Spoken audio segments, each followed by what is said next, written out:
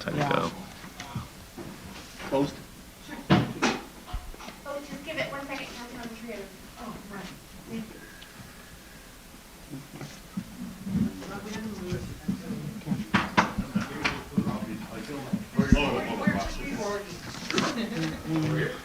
Alright.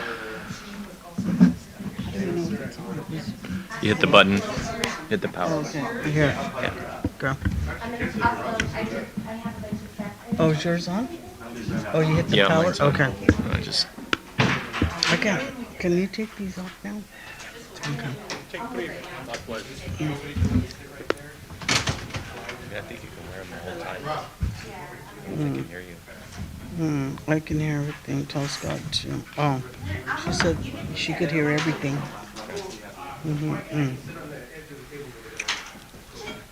I can.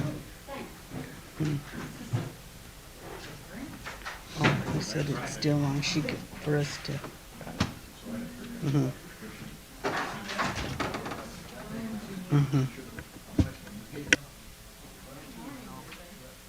Good morning, Teresa. What? No, we haven't been non-Zoom in a while.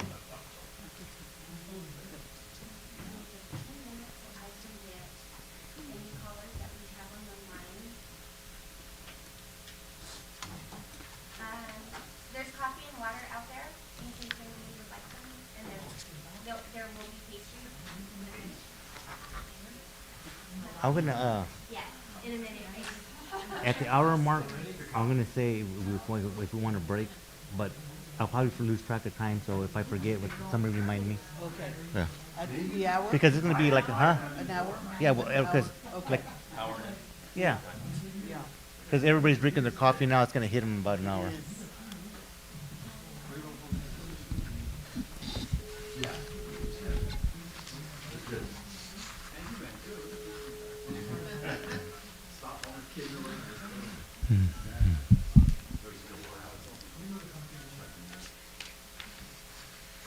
Yeah, light silicone. Welcome to Zoom. Enter your Skype.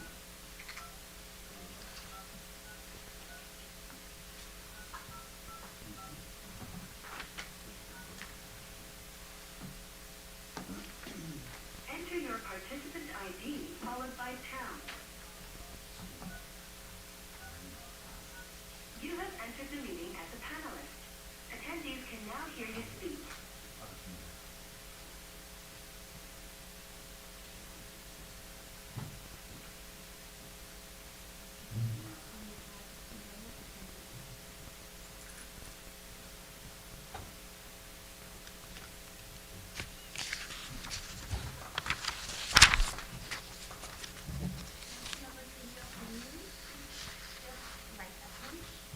Perfect.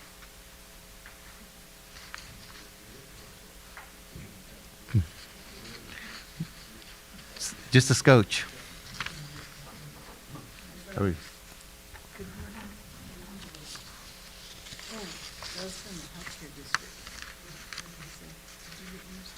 I got mine.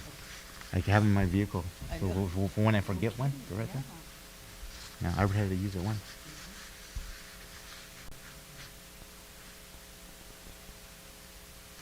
Are you waiting on me, Reina, or? Okay.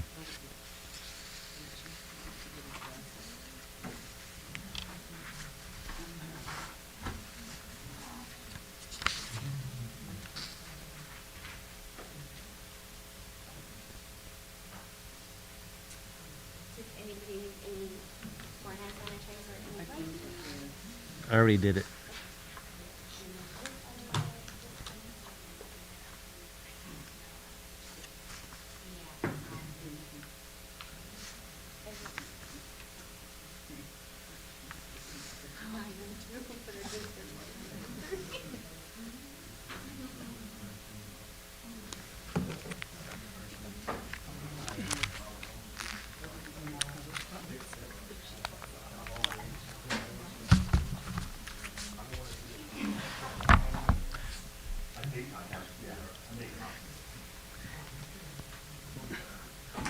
Will you clean my glasses? I think something's wrong with them. nothing wrong with my glasses. I think I see the HR director actually talking to somebody. Mrs. Quiet. She's like the most quiet person I know. I'm just teasing you. I mean it in jest.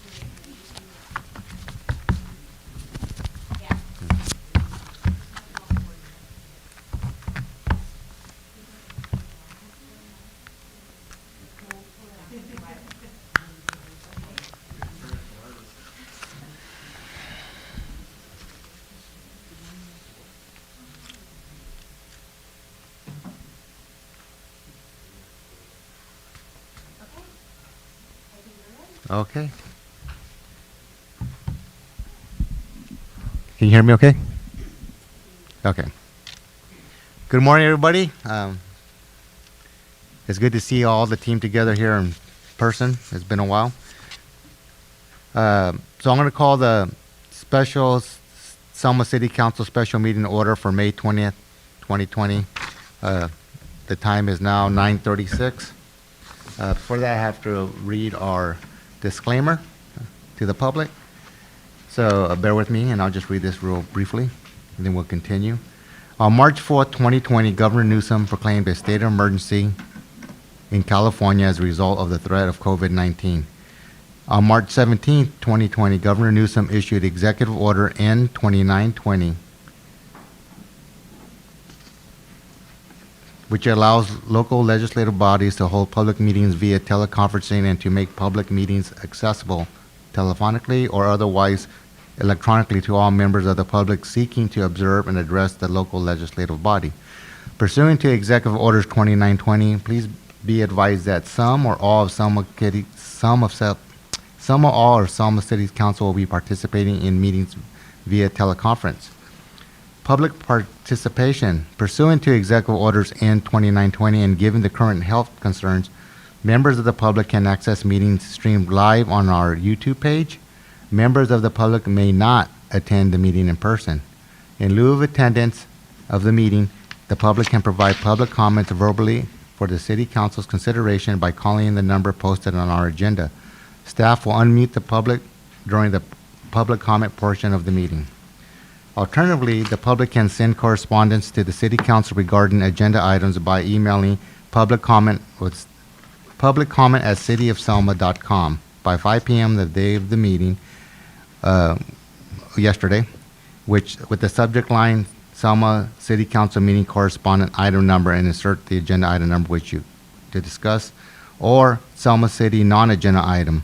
All correspondence that does not relate to the specific item on the agenda will be part of the official record of this meeting and will be referred to the city manager or other staff for appropriate action or attention. Correspondence that does relate to a specific part of the agenda will be addressed as appropriate during consideration of the agenda to the item which it relates. Contact the city clerk with any questions at City Hall at phone number 559-891-2200 extension 3104 or by using the email addressed above, which is once again public comment at cityofselma.com. All right, thank you for that. Okay, so we're continuing with our special council meeting located this morning at the Selma City Council Chamber, 1710 Tucker Street, Selma, California.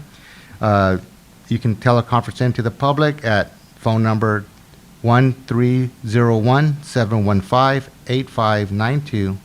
Our ID number is 892-1593-9085 with password 2020. Okay, so roll call, please. Councilmember Avalos?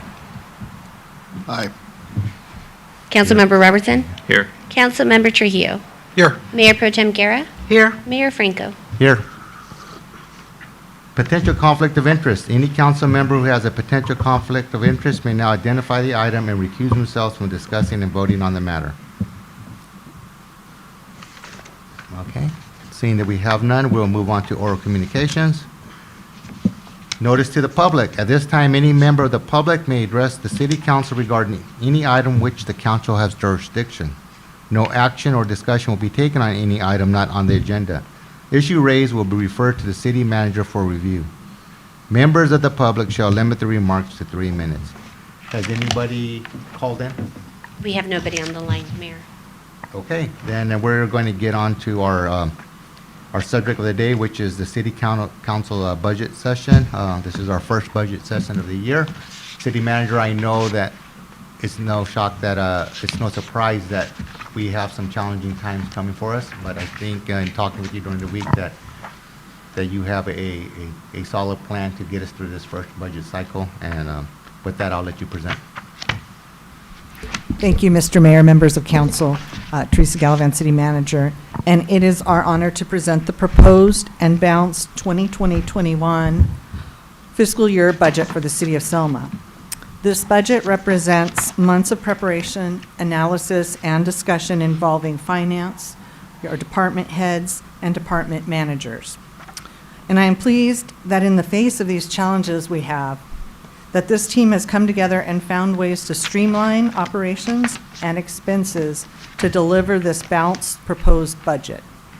Before I go any further, I want to point out a few housekeeping items about our workshop. As the mayor mentioned, because of COVID, the public is encouraged to call in for public participation.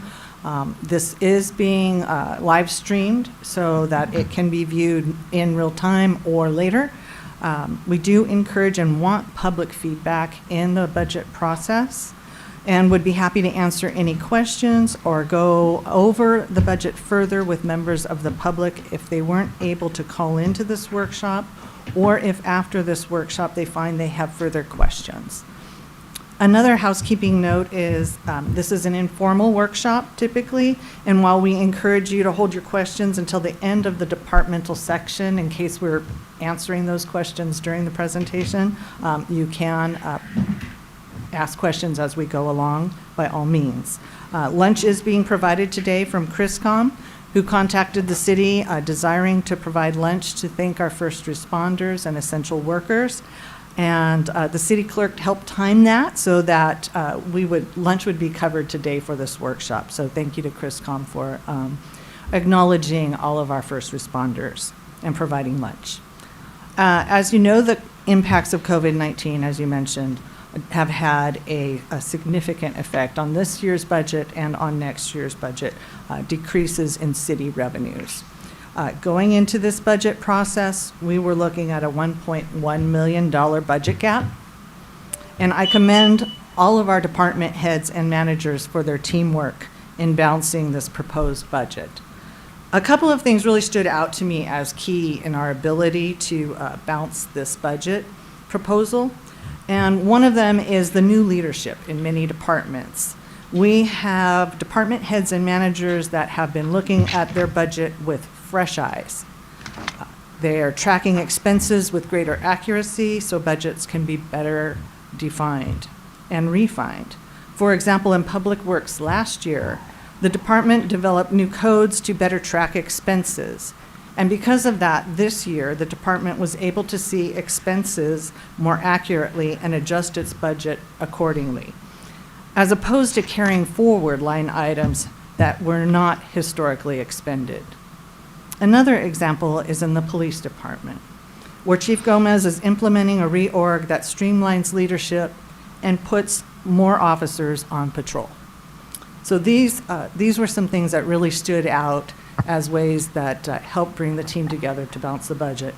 Another thing is that we have all been through the recession, the last recession, and I think everybody here is very aware of the need to quickly and strategically find ways to reduce expenses while maintaining current service levels and maintaining current staffing levels to provide those services. So speaking of the last recession, I think it's important to note that Selma is in a very different place than it was going into the last recession.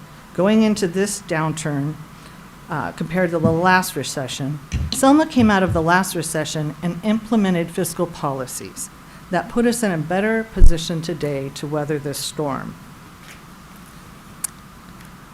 That, along with strategic choices and expense reductions, and almost most importantly, holding off on using reserves, because this storm may last longer and we may need them in the future. So holding off on using reserves at this time is also a critical component of us weathering the storm and coming through it stronger than before. So in the proposed budget before you, to further council priorities of public safety, economic and community development, code enforcement, and beautification, among other goals and priorities, we have maintained service levels by maintaining current staffing levels. There are a handful of positions that have not been filled, and we propose keeping them unfilled in the year ahead. Holding these positions unfilled was applied across the board to all departments that have had vacancies.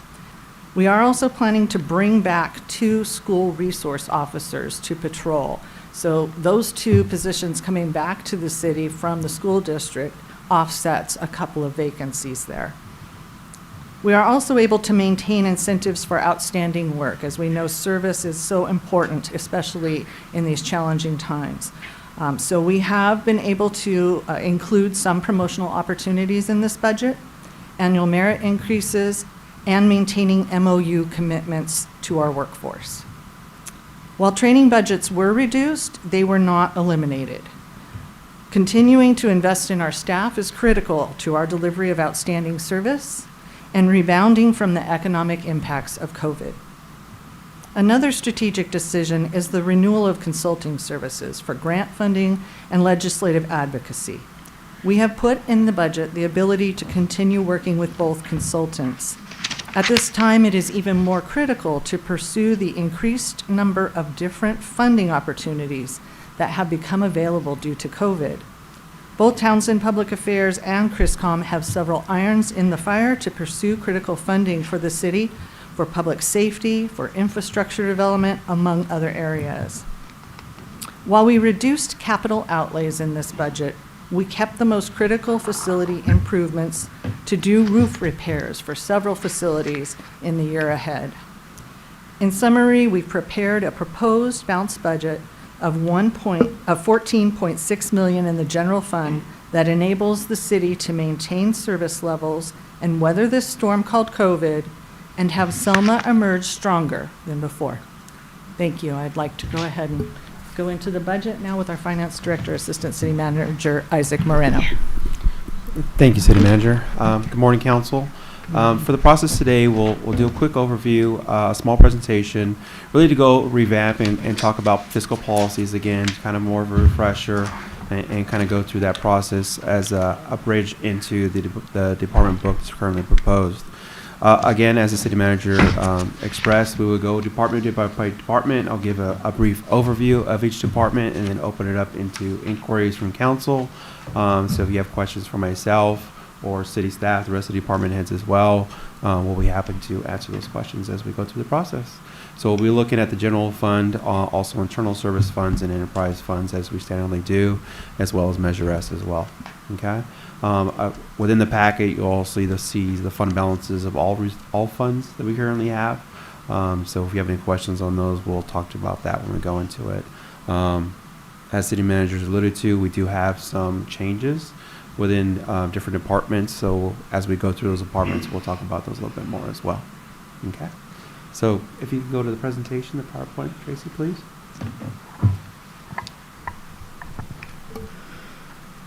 Thank you. You can go to the next slide, please. So we'll go through a summary of the fiscal year of 18-19 audit, just to kind of give you, again, an overview, because it does tie back to having conversations when it refers to reserves and things of that nature. CalPERS, we'll have a small discussion over it because it is our largest impact to our fiscal abilities. The UAL amortization, the increase in the UAL payments from this fiscal year to the next, also fiscal policy around addressing pension, which we adopted here within this fiscal. Reserve policies for the general fund, enterprise funds, and also the internal services. Again, just to kind of give you a refresher of what those policies look like. Next slide, please. So for the general fund, coming out of the fiscal year for 18-19, the general fund ended up with a full reserve of $4.5 million. What does that mean? Again, in the fiscal policy, we adopted anything over a 20% allocation will go directly to the unfunded liability as per our fiscal policy adopted in October of 2019. So the breakdown of that 4.5 comes out to be a 1.3 allocation to the UAL, but also a reserve balance of 3.2. So how does that calculate to the 20%, right? So we have a 15% reserve policy on top of a 5% reserve policy, which equates to 20%. So that calculation, given this current year's budget amount, calculates out to 3.2. So you can see from the amount, the bullet above that, the difference between the UAL payment and the remaining is 3.2 as well. So you can see that we're pretty much exactly what our 20% policy is. So which is great strides. It took us a long time to get here. These policies helped a lot to get us to where we need to be. So I commend council as well as staff to be able to So it's make that. 3.2 for this current, is projected at 3.2, the reserve for the current year, and 3.2 that's- for fiscal year actual numbers. 3.2 that you're looking at is the end of the audited period, not for the end of this fiscal year. It's what we had in reserves going into this fiscal year. So the end of 2019. That's correct. Okay. So right now, we have 3.213873 in the reserves, as we speak. As we speak, from the end of the audit period, you have 3.2. Okay. Again, tying back to what our fiscal policy is, it pretty much mirrors exactly what we have. So we have hit that benchmark of 20%. Okay? But you do have the UAL payment that does affect that overall balance. Just to kind of give a note of what that looks like. So as you're aware, per the fiscal policy, we do come before you and make sure that we're all on the same page and agreement with making that UAL payment as our fiscal policy. Yes? As our budget, since our budget is lower, will we be having a lower reserve this year? We won't be going into it. It'll look pretty close to the same. We are projecting most likely a flat budget, a zero balance. We are taking hits within this fiscal year, so going through that, we don't see an increase in the reserve. It'll be pretty close to where we are now. You won't be funding the reserve anymore, but you won't necessarily be taking money out of it. Decreasing it either, correct. So when we go through the budget process, you'll see that we're not pulling reserves in as a funding mechanism to balance our budget. We're looking to cut expenditures in the front end. What you're doing is attempting to take an aggressive approach to cut expenditures in the front end. Reserves really should be seen as a fiscal policy as the end result when you have to go into reserves. Because looking at that number and looking at the overall scope of our budget, again, we're proposing a $14 million budget. We can go through a reserve of 20% pretty quick if we're not very careful. So the reserve policy is really meant in the essence that you look at your reserves as a last resort, not as a beginning approach, because cutting expenditures to where they need to be to a bare minimum gets you through the first year right off the bat, right? It maintains your reserve, but you're cutting expenditures to where they need to be as bare as you can. Going into the next fiscal year, you'll look at those reserves again and say, okay, cut as much as possible, as much as you can, and then look at your reserve. The reserve should be a last resort, not a first resort, as far as the fiscal policy. But right now, you're just giving us an overview of last year. This is just an You're giving overview. us a general, so we can understand where we're going into the next. Exactly. Okay. Yeah, it's looking at the audited numbers, so you know where our reserves are coming into this fiscal year, and so that you understand we do have the reserve at 20%, but it is restricted in that sense of the way. Okay. Because of the policy you stated. That's correct, because of fiscal policy. So just looking at the audited financial statements, the governmental funds, which are consolidated in the general fund and other funds like debt services and things of that nature, grants. So that has an unrestricted balance of 9.9 negative. That's due to because of the balances that have to do with OPEB and our GASP regulations that we have to account within our financial statements. This is just something I'll point out every year. There is outstanding obligations outside of the general fund that tie into our financial statements, so we understand what that number looks like. Next slide, please.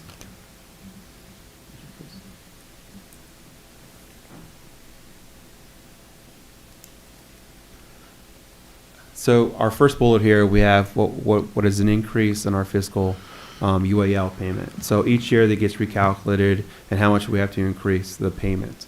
So for next fiscal year of 2020, we have an increase of $173,000 as an increase to what we paid currently within this budget. So that gets paid at the beginning of each year. We do take advantage of a discount that gets allocated out, because if we pay the whole balance instead of a monthly payment, we see a decrease in that payment of about $20,000. So again, as good fiscal policy, taking every discount you can is much appreciated to be able to do those things. So for the gains and losses for over the amortization year, this is a fiscal or a policy change from CalPERS, and we've discussed this last year and how that impacts us. So what they do now is currently fiscal loss years, which we're going to look like we have one for this fiscal year. We don't know what that number looks like. It is a moving target. Me and Heather talking to our UAL, our actuarial. First conversation we had with them, they were below at -1%. Next conversation we had, they're a positive 3. Next conversation we had, they're at a 1. So it is a moving target. They're doing the best they can. They're making large strides to kind of compensate for that. They are making the statements that they are positioning themselves to make sure they come out of this stronger than they did from the last recession. So those are good comments coming out of our CalPERS pension obligations. What is the discount rate going to be next year? I know you're saying there's some uncertainty there, but how's the current crisis or current situation affecting the discount rate that They haven't changed their policy. It is still a discount mark of 7%. There is conversations of reduction, but we have not seen that at this time. And is that going to affect the amount that the city has to contribute for pensions this year, given the volatility of the stock market right now? It does. It does impact us directly as far as what they're, because when they're having a benchmark of 7, right? What that means is they're projecting their investments to get that percentage mark. When they fall short, because that impacts our UAL payment. So when they fall short, that means we have to pick up that slack, right? So, but if they have gains, we also realize those gains and reduces our payments in a sensitive way. So that's what comes into that fiscal year of the 20-year reach out for their gains and losses for the fiscal year. And then employees have to contribute as well more. Their normal costs will have an impact as well. Because you look at the pension program as a whole, so when they're looking at those gains and losses, they have to amortize it across the board.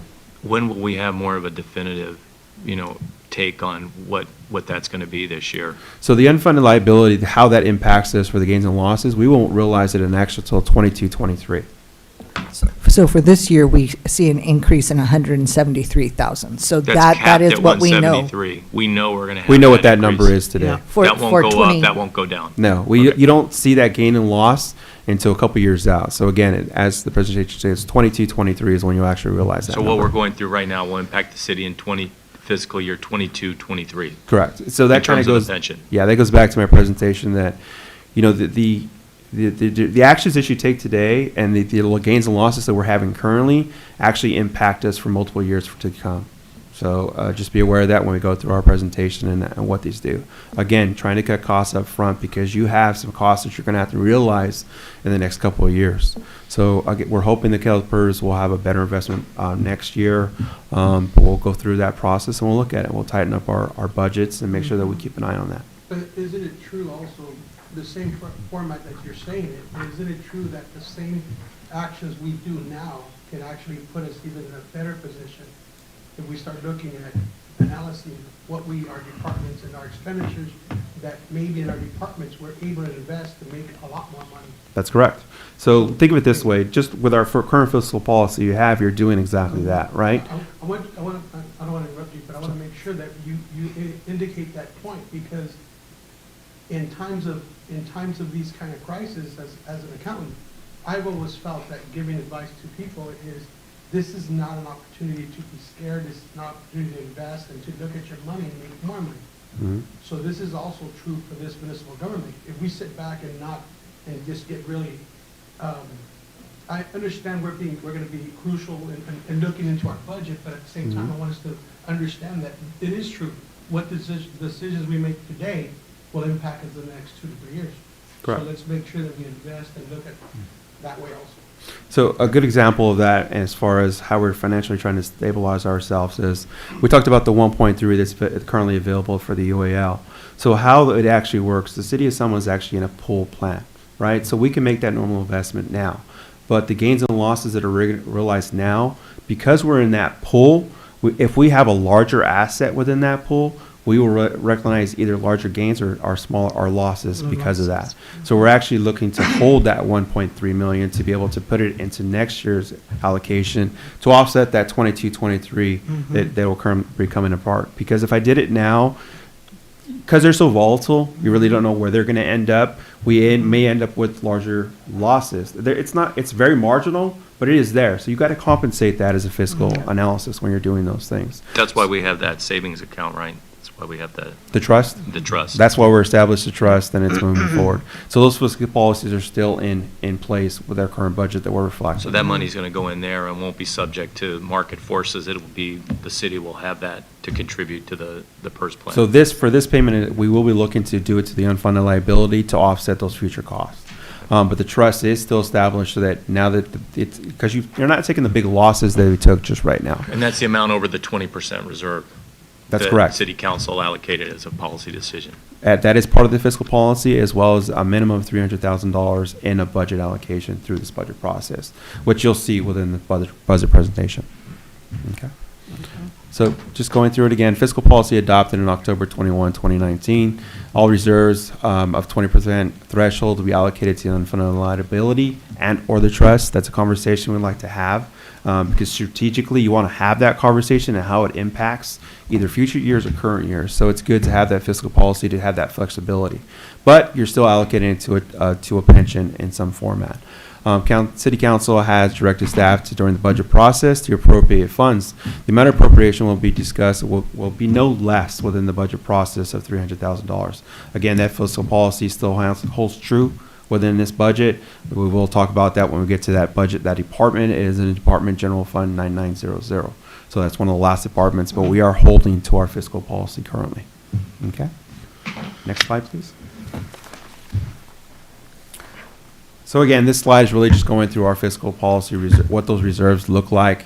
General fund is 15 and 5, which equates to a 20%. And again, everything over and above that is realized through after the audit is complete will be allocated to the unfunded liability and or 115 trust.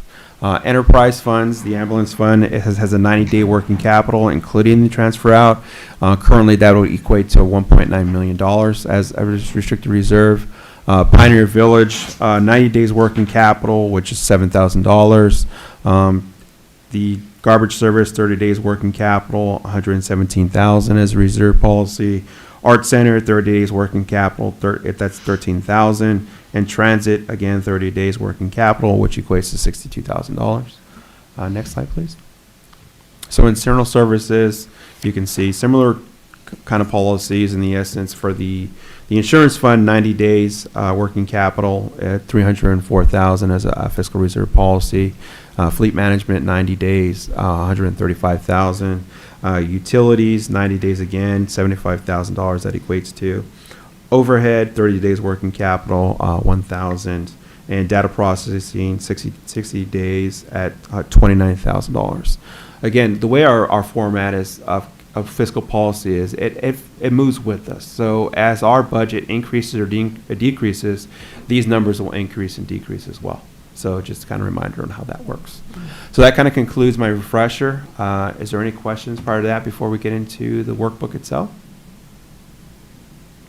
And just thank you for giving us a number on the account. Yeah.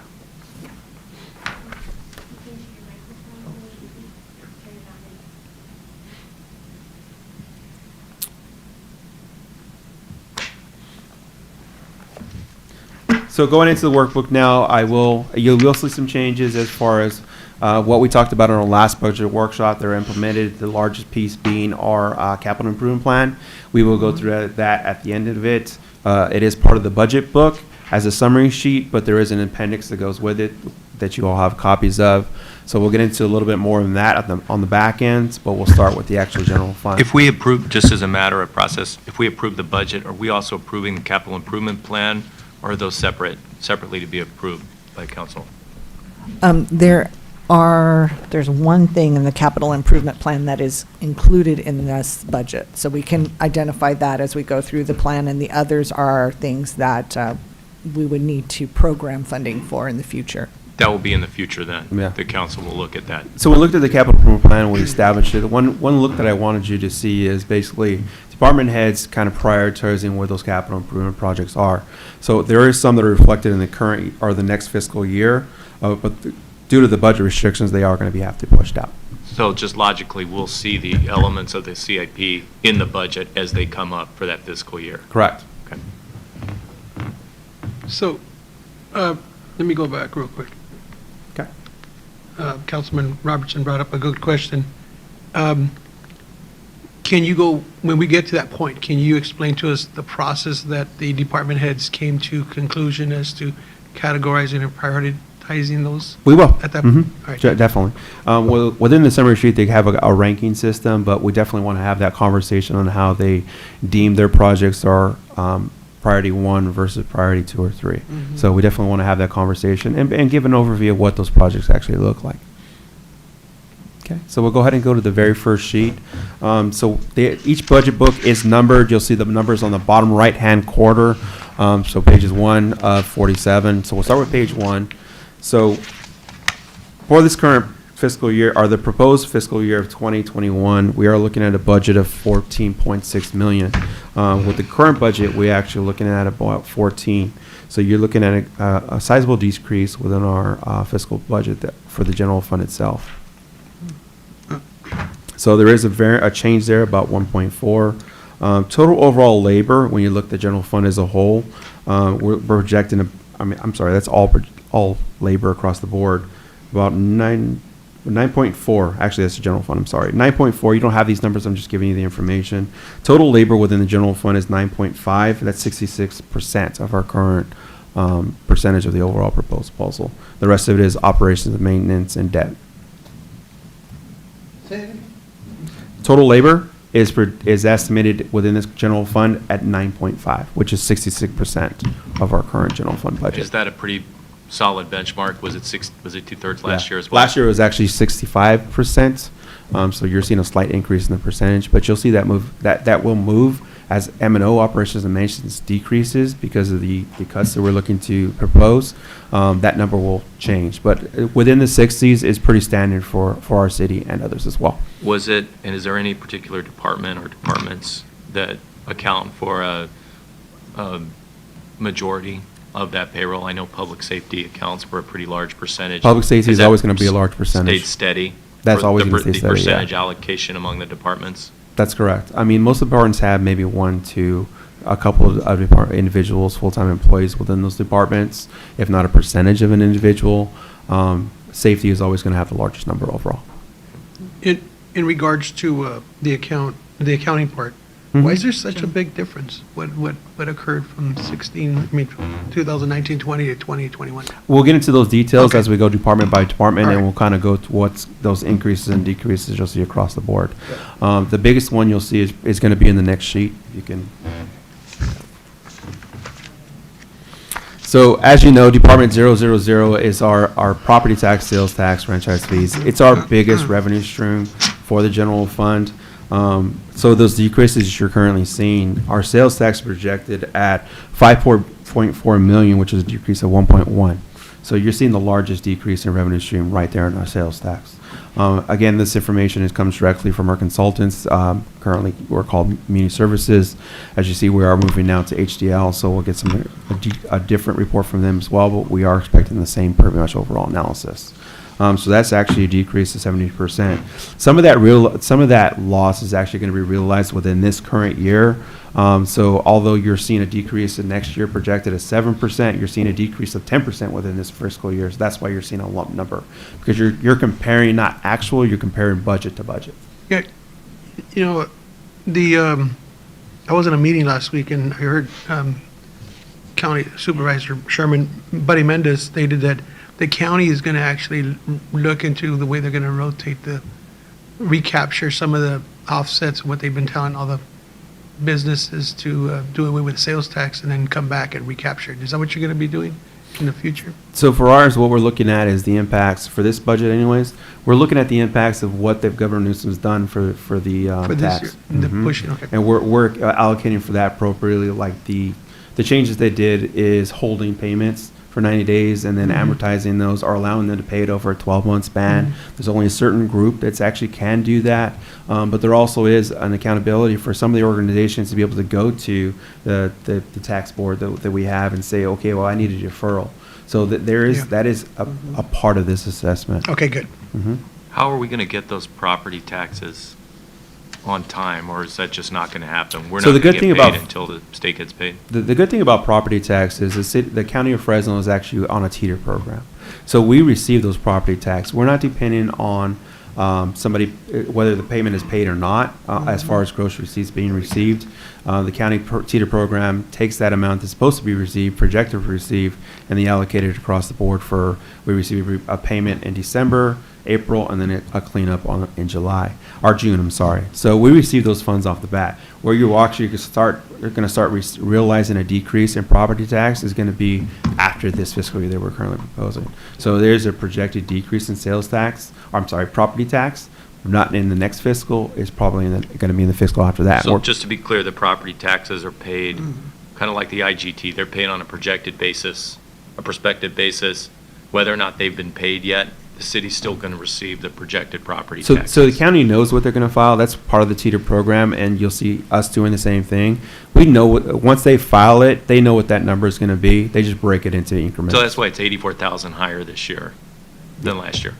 Yeah, so you're usually going to see well, in this instance, we're truing it up to what we received, so there's I mean, a an small. actual. Yeah, it's just making it more actual than what we're seeing this year. Okay. So it's a slight decrease, but it's more of an accounting, truing it up, than it is actually reflecting a decrease. Okay. So property tax, again, you see how that program works. We will see an impact, again, talking about not just today or tomorrow, but looking to the future and what those revenue streams are. We have to be able to project out a minimum of 3 years, but as you can see from the presentation we just gave, staff looks about 10 years out. Okay? So we talked about sales tax. Another fiscal impact that you're going to see is going to be in our TOT account. And you'll see that kind of trickle through the general fund as an impact because of Measure K and how that impacts recreation and capital improvement projects. What if the sales tax is even lower? What are your contingencies here? I mean, what's the confidence factor in your numbers? So the sales tax, really what we do is we track it on a monthly basis, right? So we know what their projected numbers are on a month-to-month receivable.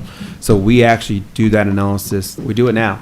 Right, so if we're to project, for example, in the month of May to receive $400,000, when I receive that payment, I'm doing that analysis right there and then, so we can shift and move each month accordingly. So that's why we have the quarterly presentation as well, so council's aware of where we're at. So if we need to shift and move throughout a fiscal year, we can do so accordingly.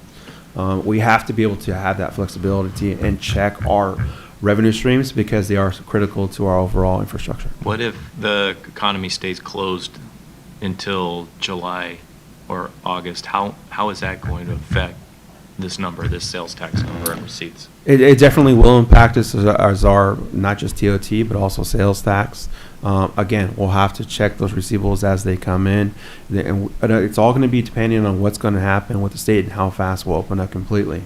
So we are accounting for that. That's why you're seeing a large decrease in sales tax and for TOT, because we don't have an open state per se, as far as we're still in that shelter status. So that's really triggering a lot of our impacts here. And really what you're looking at is an impact of 6 months because of this.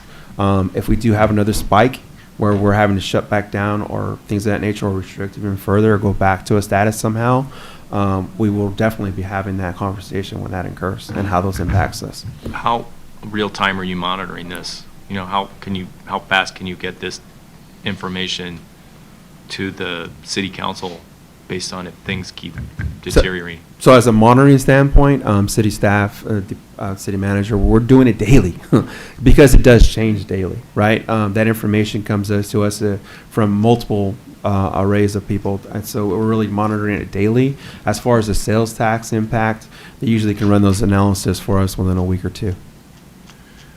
Okay. And then in terms of meeting payroll and meeting all the obligations, you have that working capital principle of 3 months. Mm-hmm. So we're good for 3 months in most of our departments to be able to pay bills and to meet payroll. We can actually before we sustain it look at the longer than reserves. that. That's the reserve policy basically says, okay, if we cut it all down, what happens now? That's If what that everything working just capital. stops. Yeah, you'll never have a full stop. For example, property tax is always going to come in because of the teeter program. Oh, that's good to know. That just Yeah, comes in. you're always going to get some kind of sales tax payment on a monthly basis. You just don't know it's going to decrease or increase. So you're always going to see some kind of revenue stream. It's just going to start to reduce. So it'll never be completely cut off. Okay. Is there any questions regarding this department? No? Okay. Thank you, Isaac. You're welcome. We'll go ahead and move forward into the next department. The next department is 1100, City Council. This department as a whole will stay pretty flat. The only change you will see is going to be in professional services. We did account for the redistricting costs within this fiscal, so that's why you have that increase. But so you're reducing it because we're not having that obligation within the next fiscal year. So other than that, it is staying pretty flat. So if I'm hearing correctly, just to summarize so far, correct me if I'm wrong, we're going to be able to account for the decrease in revenue by personnel, by an informal hiring freeze, promotions, not replacing positions, as the city manager said. And that's how we will be replacing. At this point, I don't see any layoffs or furloughs contemplated in this budget. At this point, we don't have any layoffs or furloughs proposed in this proposed budget. We are not freezing positions, but we are holding some that are have been vacant. If we needed to freeze, if things got worse, we could come back to you and say, we're going to need to freeze positions. If you do that, that means if there's a vacancy that happens in the future, say somebody retires or some sort of attrition, we would then hold that position vacant. We're not proposing to freeze positions at this point. We are just looking to hold the few that have been vacant for some time vacant, and knowing, and we'll get into it through each department and point out those specifically. So, yeah. And the transfers in the 1.3, which we'll get to, I know that's page 45, they're pretty steady with last year. The We same are amount. slightly increasing some of the transfer I saw amounts. We'll get into that. transits. Okay. Transfers, the transfer from the transit. But that's increased. another way to offset the decrease in sales tax Correct. revenue. Is So that you're going to correct? see a lot of ebb and flow. You're going to see some transfers that are increasing. You're going to see a lot of operational costs that are decreasing. You're going to see decrease and increase, whether it's revenue streams or operational expenses or labor, to compensate for the whole. I guess my issue is just, we don't want to transfer from accounts that are also going to be decreased by the economy. Correct. You know, Yeah, we we wouldn't can't- transfer we won't have more the than, money. yeah. So we'll look at the ambulance fund is obviously one of the bigger transfers. We'll look at Measure S as one of the bigger transfers and how those are actually being impacted and where they're at. Okay. Okay? Okay, so we'll move forward on to the next department. That department is the city attorney. So we had a budget amount for the city attorney. Can you go back one, Tracy? Thank you. So we had a budget amount for this fiscal year of $180,000. That was not necessarily due to billables and what we were seeing as far as an average of the billables for the city attorney at that point in time. Really what it was is council wanted to have a more better understanding in getting those ordinances that are currently in place restructured or addressed. That's why we increased that during that budget process of our standard 120, which we've actually held for quite a few years now. We've increased it to 180 because we want to try and accomplish some of those things. Obviously, because of the changes that did not occur, so we actually bring it back to what you're seeing as 120. And that is in line to what we're currently getting billed from our current city attorney.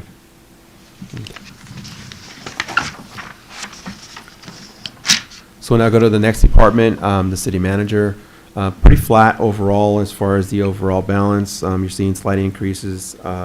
Majority of this department is actually calculated out for the total labor of 85% and operations and maintenance about 15% of the department itself. Will we be seeing a different internal charge after that group comes in that did the allocation 15 years ago and looks at the allocation of payroll among departments? Will that be reflected in next It year's is a budget? factor. We'll go through that process and see what the reporting comes out to be, and we'll look at that allocation method. But that'll be next year's budget. That'll be next year. Mhm. Did you, wait, you're not factoring that in right now, but that is something that's No, actually it's going to help us a something, lot. Yeah, it's something that'll come out of the report that we can factor into our next budget. which is positive, yeah. Yeah, it's just more of getting the analysis done to support what we're doing, as far as how that is. It'll also justify our needs and Correct. increase or decrease in departments. In our fee structure. Yeah. Correct. Which will Again, give us more money. Yeah, we'll have that conversation when we get to those user fees. Again, we'll see some increases for sure in those user fees, maybe potentially some decreases, and also some increases in potential fees we should be charging and we're not. Yep. So a lot of things will come out of that analysis and that study. Again, that's a supported document. We really need to have that to have the justification for our fee structures. And that in turn will come back to a revenue stream into our general fund and other departments as well. Okay? So, any questions regarding this department? No. Okay. We'll go ahead and move forward into human resources. You are seeing a decrease in this overall department. Labor for this department makes up about 39%, where operations and maintenance is about 61%. For the human resource department, you do see a slight decrease in labor. We were budgeting for the retirement of a former HR manager, so you do see that information there. So there is some decreases, but there also is some increases slightly in professional services to compensate for the labor casting and things that are currently in motion. Any questions regarding this department? No. If I'm going too fast, please let me know. No, keep going. You're doing good. Okay. So our next department we'll go to is the Economic Development Department 1500. So we now have Tracy. We're welcome to have her here. She's doing an amazing job. So you do see the labor within that department budgeted for this fiscal year as well as for the next. Again, like every other department, we're not holding step increases, MOU increases, and things of that nature. Those are all factors within this budget cycle. We're not looking to hold at this time any of those numbers or increases that are currently obligated. Okay. Professional services, you'll see 62,000 as the city manager has discussed.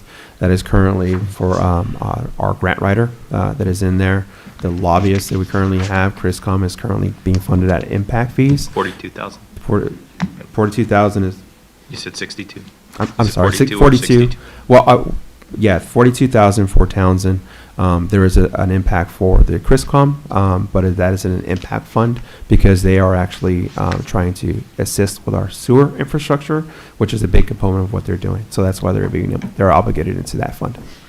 Nice. While we're on this topic, I did want to get some feedback from the council as to, our strategic recommendation of keeping both funded during this time. Their contracts are coming up for renewal, but because we were considering going out to RFP, they are willing to go on a month-to-month basis for some time if we were to work through that process. So I just wanted to get any feedback from the council on keeping those things going because there are so many funding opportunities that are coming forward because of COVID that keeping those irons in the fire, I think, can be very strategic for us moving forward. I have a question in regards to that. Yeah. What's the con and pros in regards to keeping them month to month versus keeping them a contract for a year? I don't, what's the, We could do another year contract extension as well because it would be funded. I think the month-to-month could give us some flexibility if things were to change. I really only asked them about that because of the fact that if we did go out to RFP, some of their contracts would be expiring. For example, Townsend's expires in the next month and CRISCOM's is in August. So, I needed to know about the month-to-month for that purpose. If they're on month-to-month, can they typically say, oh, we're going to raise the rate? Or if we put them both under contract, will it lock in the rate? that's what I was. I think they would go month-to-month honoring the current rate, or we can lock in the same rate. They have not indicated any increase in fees to us, whereas when we talk about some other consulting firms, but they have not indicated an increase. If they were both under contract, they both have the clause that we get in the contract anytime, right? So There is- almost the same thing, right? Right. Does it automatically roll over? Is there a clause in the contract that just rolls over according to the terms of last year? No. Or does it just revert to month if we don't take any action? Based upon an agreement we would have via email. There is not a holdover clause or a renewal clause, but they have both indicated they would be willing to go month to month. So do you feel that month to month would be probably the best? that certainly gives us some, in this unknown economy, it gives us the opportunity to pivot quickly Okay. if we needed to. And they both Yeah. have significant irons in the fire, as you mentioned, the funding opportunities. I know Townsend's working on, they assisted us in landing that big park grant, and then they're working on the TOD right now, and I'm sure Chris Com is working on the infrastructure and the water, the sewer line. Yes. So they both have issues that are ongoing. In your opinion, would it be best to just cut that off now and go with someone else? Or would it be in the city's interest to continue that on a month-to-month basis until, they see where the funding is with those projects, and then perhaps do the RFP process from there? And I believe it would be to the city's best interest to continue with continuity right now, because there are so many things going on that the continuity of continuing with these irons in the fire is in the city's best interest, and we have the opportunity to pivot if we need to later, and to look at an RFP later. It is prepared, ready to go. We could look at that later if we needed to. But right now, I think with so many different funding sources, I mean, it's almost daily we get bulletins of new opportunities due to COVID, and we're anticipating. Knowing what's going on in the legislature is also very important, because we can keep an eye on the funding acts that come forward. So I think this is a time to really make sure that we have all eyes and ears looking for those opportunities for us. I think we need to emphasize revenue opportunities right now, in Yeah, light of our lower sales That's tax, real important. and their revenue opportunities, as far as I'm concerned. Are we going to vote on this, or should we just advise it? You know what? Yeah, Let me- consensus is to, Let- you're supporting of doing this. Do you need a Well- consensus? Wait a minute. Can I- Can I say something, Teresa? I've been through the crisis already on this issue here back in the days, and I understand what you're saying. I totally get it. Right now, we're in this COVID-19. We're going to need every help we need on the table right now. And at this time, Townsend's and Chriscom are going to be needed, very valuable in this situation. I already know. It's not a question. This crisis is probably worse than the last time. Right now, we have the budget, 2019 to 2020. It's good right now, but the following year, it's going to change. I already know. Isaac knows. Everybody knows. We all know. But the idea is, back in the days when it hit us very kind of blindsided us a little bit, but we had to develop some policies to put where we're at right now to build reserves, and it was some tough decisions we made, and we didn't want to put really strict policies, but we did put policies together, but because back then we needed equipment, we needed roads fixed, we needed structures to be fixed. But we did layoffs that was early retirement, all these structures in play to keep people working. I look at what we have now. I call it the skeleton crew right now. Multitask people. I stand in front of you guys right now and tell you these. You guys are heroes to the city of Selma because you're multitask. I mean, when I tell you these things, all the way down from the public works, janitors, everybody, they're multitasking our city because these are, back then I had more staff than I have ever seen before. But making these, we had to make tough decisions, but at the same time, it was tough. I didn't want to see, but we made them. But you know what? Right now, I see what is important because when you live through it and you had to make that decision. Right now, I need Townsend and I need Chriscom right now because right now I know in the state level there's pots of money. They're there. We're going to have to be very active and very proactive in getting those money, and we need these people right now on board. And they got it like Snow's saying, like Jerry Maguire, show me the money. But it's gonna be tough. But I know these people can do it, and I'm very confident. And we can, as far as their contracts, they're subject to any situation. We can come back and revisit these contracts. It's not a question we can. But at this moment, I think that's my feeling, because I know what happened in the past and what needs to take place now for the future of 2021 to 2022. It's going to be a challenge for us. And not just City of Selma, but every city across this nation. And we're going to need the help of the federal and state. There is no doubt about it. Because I know that earlier, like when Isaac was talking about like Scott was saying about the insurance and stuff like this, when the interest goes down, it falls on the burden of the insurance. The insurance people, got to pay extra, and I get it. I totally understand that, but at the same time, I think we should keep these two people. I know. On a month-to-month or a year? I would. That's the question. I know that's. Well, we could revisit this. Month to month doesn't contract. cost us anymore. Yeah, Month to month month-to-month. doesn't cost us anymore. They're willing to do it. City manager Yeah, said they're we- fine with month to month. Why not? Why Yeah, not just if keep they're them willing to going? do month to month. And they're not going to raise their prices. If they do raise their prices, though, we need to know. Then we'll have a discussion. Yeah. Yeah, and Then way we might back need then, to we did do it. the RFP. But month to month doesn't cost us anything. Why not? We did. So if we're in agreement, month-to-month. If Thank they're- you, thank you, Council. I appreciate the feedback.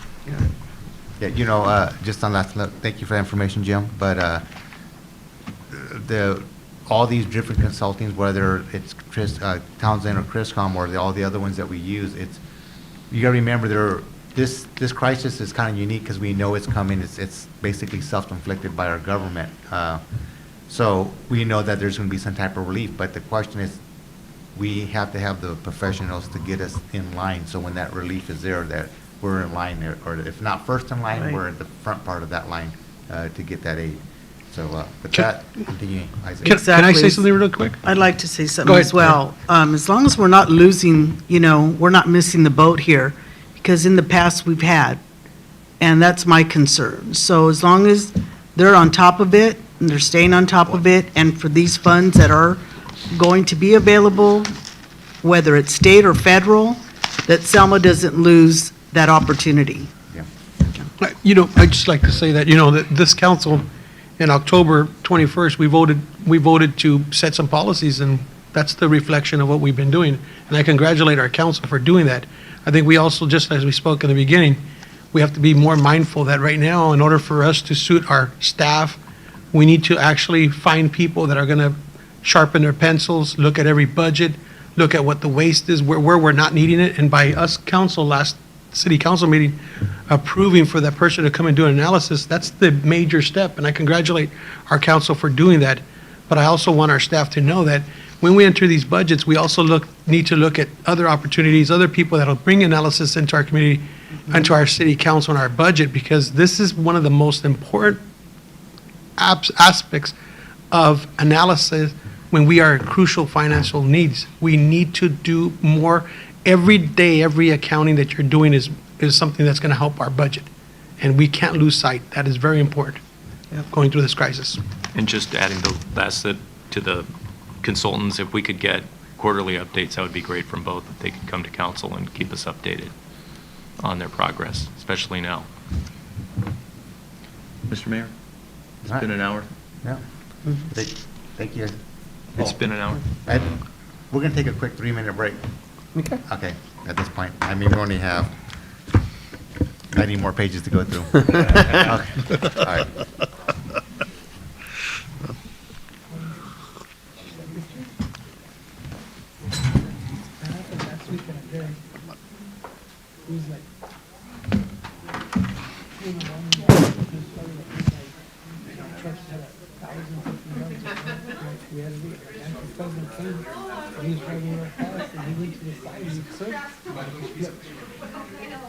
He got hurt a little bit.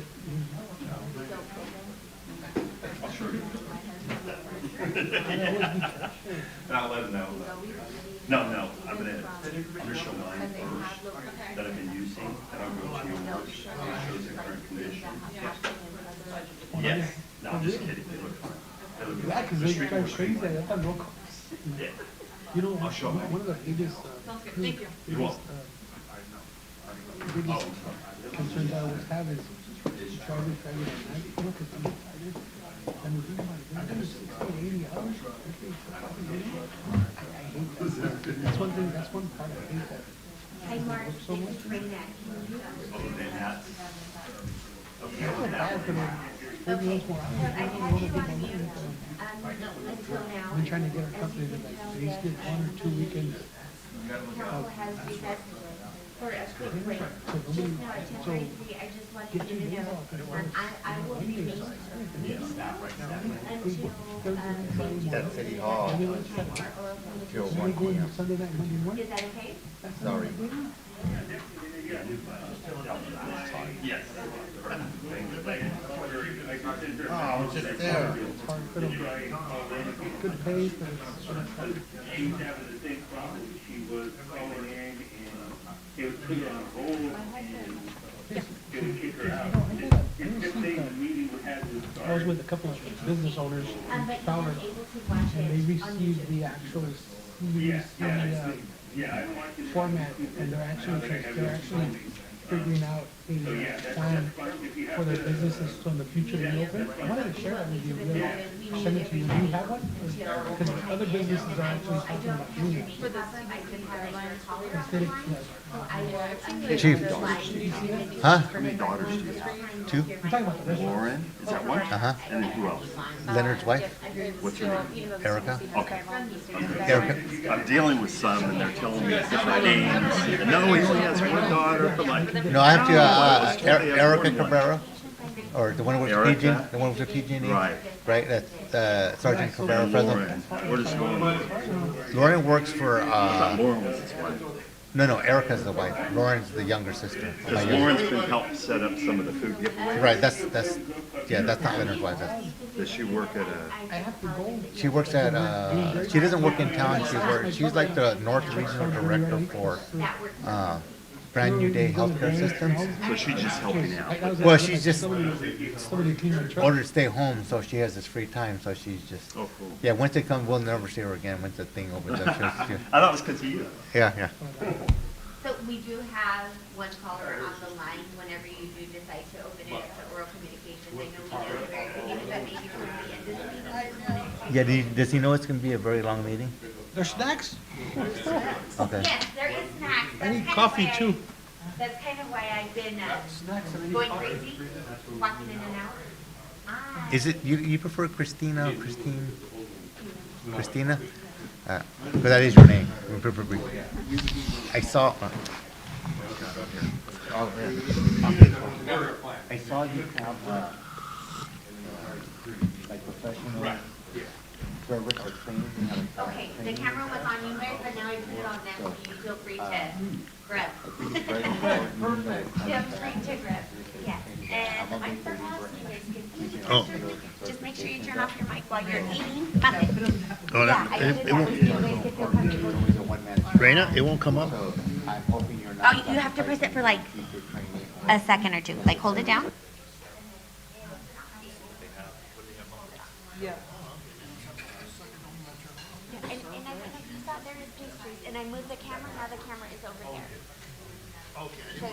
No, I know, I want you guys to be cognizant. I don't want to say, I baked them at home. they'll be seeing on YouTube on the pastry.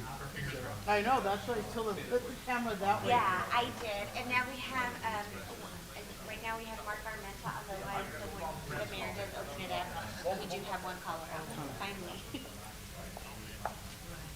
¿Cómo estás, sir? I'm doing great. What about you, John?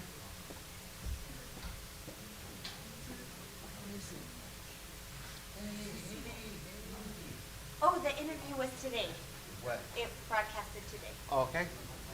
yeah, at 6, Did you roll your tongue in your arm? at 6:30 in the morning. My mom said I did fine. It was this morning? It was this morning. Did they give you a heads up? Yeah.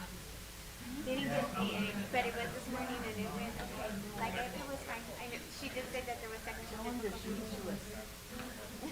Oh, I'll tell Lucy to find it. She will. The thing is, I took off my glasses. Oh, I'm sorry. I took off my glasses and I had my nose, but then I was like this, and my husband said, "Why are your eyes closed? You know, when you close your eyes, your cheeks look even different." And I said, "Why different? You don't know. I just wanted to make sure I don't look different." I'm like, I'm fine with that. And he's like, "Well, why did you close your eyes?" I said, "I was trying to read, but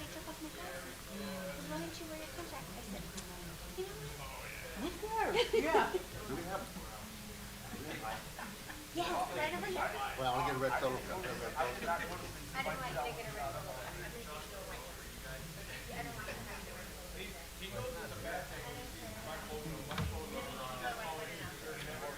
Is there? No, I'll get you a clear cut.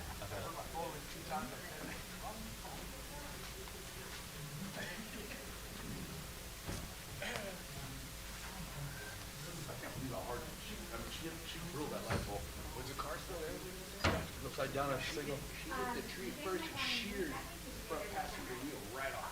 Sheared it off. Yeah, the front A-arm, the rim, everything was gone. And then hit the other tree.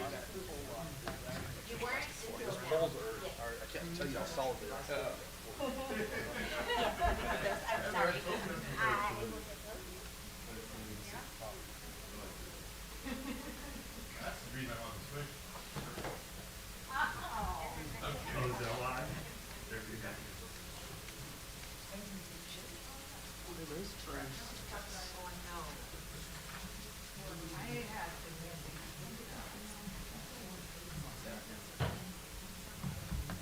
I will get those. I'm not starting with that one. I told her she is right here. Yeah.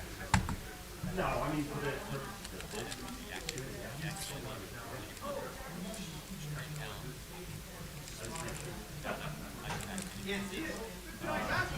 like Hannah D said.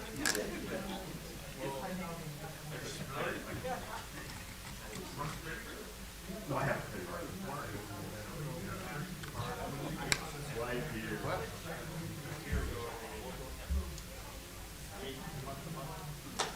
Well, it really got No, I'm good. I'll just get my fingers.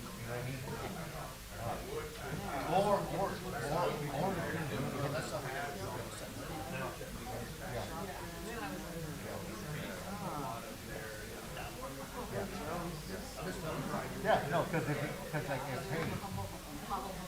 that pans out, and the rain tries to, Do I need to give anybody else a fork? Did anybody else need a fork? I'm sorry that they weren't out there. I'm sorry. And we have a couple callers on the line right now. We have Mark Armenta, and then his supervisor will be on the line shortly. And so when the mayor does open it up, we'll finally have callers. Is staff ready? Are you guys ready? Everybody ready?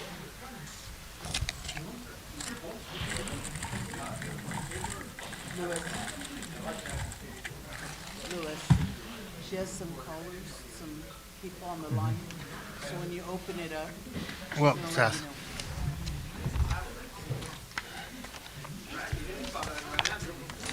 know. And then we'll, you just let, yeah.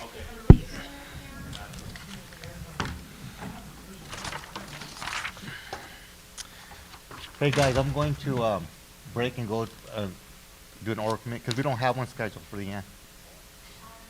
We don't, do you want to do it now? Well, let me get, take, We'll call the meeting back to order at 10:43. okay.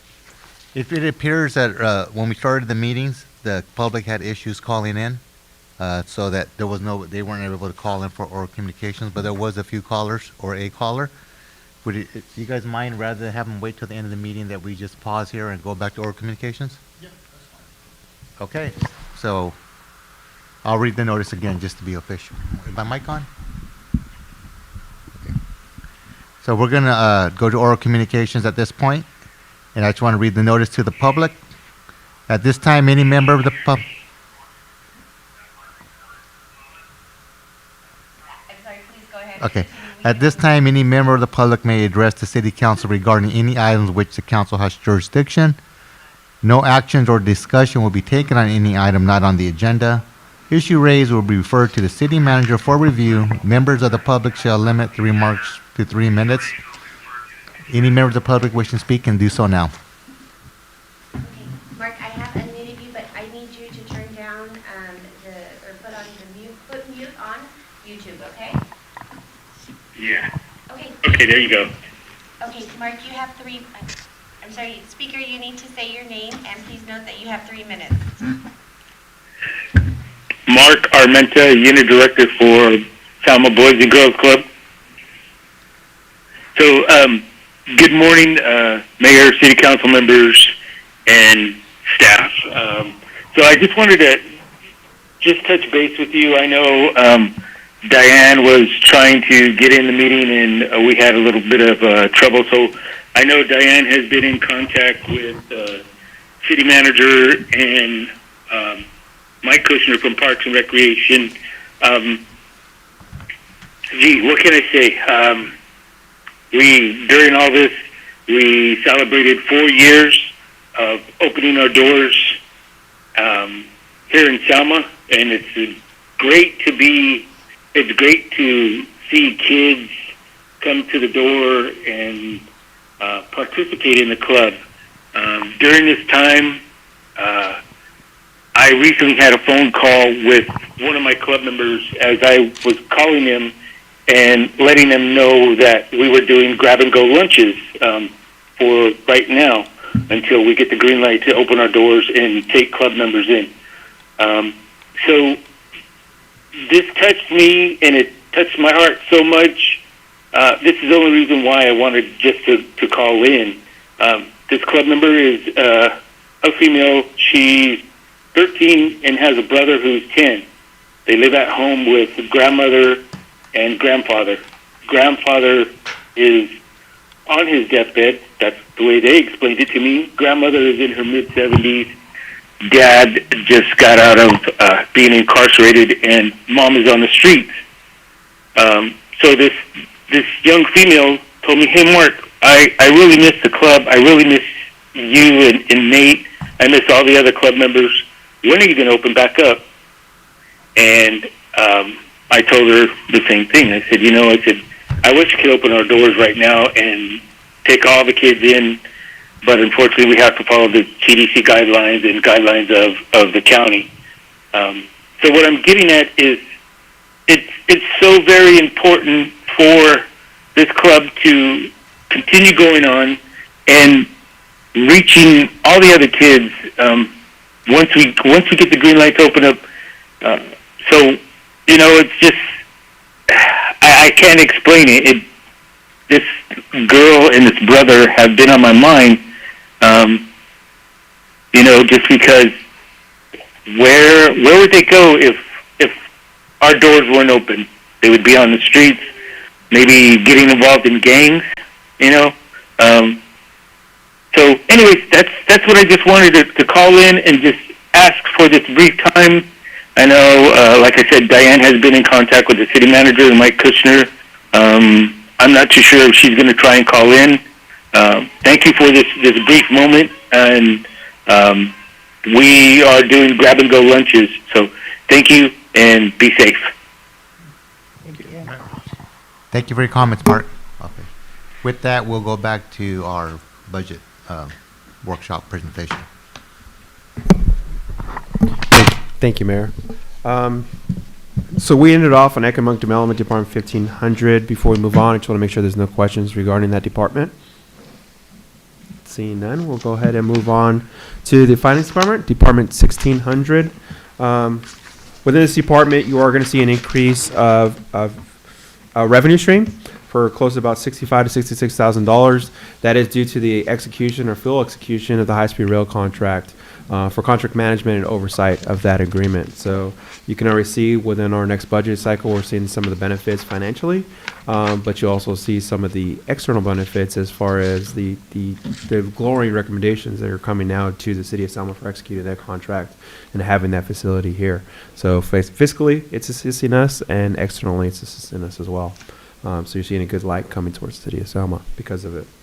Labor within this department is about 55% of the overall department, with operations and maintenance about 55% or 45%. So the overall labor itself, some of it is allocated out to the successor agency. Overall, you're seeing it's pretty flat. You're seeing increases due to our standard M&O and step increases and things of that nature. Professional services within this department is going to be the largest one. The biggest component of it, up like 65% of it, is going to be just the audit itself. Professional services as a whole, you have the bond counsel, which is NH8 advisors, which are currently already in contract, as well as the auditor themselves. So they make up a large portion of what our professional services are. You are seeing a decrease because we are budgeting for the services of the user fee study. So that's why you're seeing a decrease in our professional services. The finance department itself doesn't have a large overall grasp of contracts for professional services. They're pretty flat. So again, that's what you're seeing here for this fiscal year, or for the next proposed fiscal year. Is there any questions regarding that department? Those are auditor fees too, Sampson and Sampson? Correct. External audit? We account for $65,000. Okay. And that is the necessary services to be able to perform our audited, to have our audited statements. Okay. Any questions? Okay, we'll go ahead and move on. That'll bring us to our next department, which is the city clerk. Currently within the city clerk's department, you'll see labor itself, which makes up the city clerk, and also David, that you have in front. Pretty flat overall for the labor concept. The overall budget itself is pretty flat. You always see an increase in the overall health insurance. Health insurance as a whole, we did factor for it to increase, not greatly. We're not seeing anything pushing it. Obviously, that calculation was pre-COVID, so there are some discussions on what health insurance is going to look like in the future. But the good thing is our financial status as far as the insurance is done. We have 6 months where we're stabilized, and then we have to go back and do a new rate case from January to the first half. So we're able to budget for an increase for the last 6 months, but we know what our current is. So that allows us to stabilize our insurance coming into the next fiscal years. Okay. Is there any questions regarding this?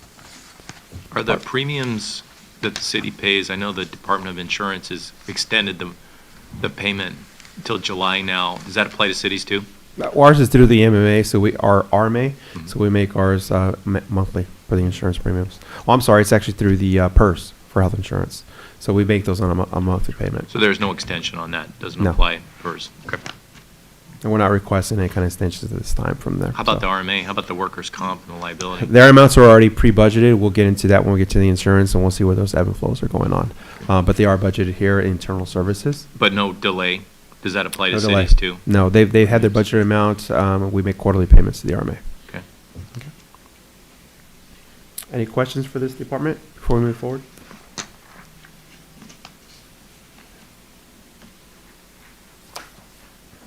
So that'll move us into the next department, which is police support, Department 2100. Before I go into the overall financial aspects of it, I know Chief has a small presentation that he'd like to go through, so I'll turn it over to him. 21, 22, 23. That's the whole. You gotta see my one picture. Yeah.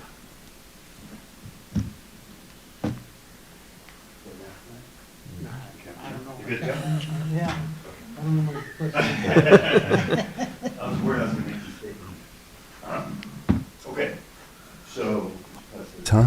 Okay. So this is a chart that I've been using as a working model with my staff, the leadership of the police department, and the city staff too, in going through this process. So I'm going to go over this quickly. I know I've mentioned a little bit to you in meetings. I'm looking at the structure, trying to learn the department.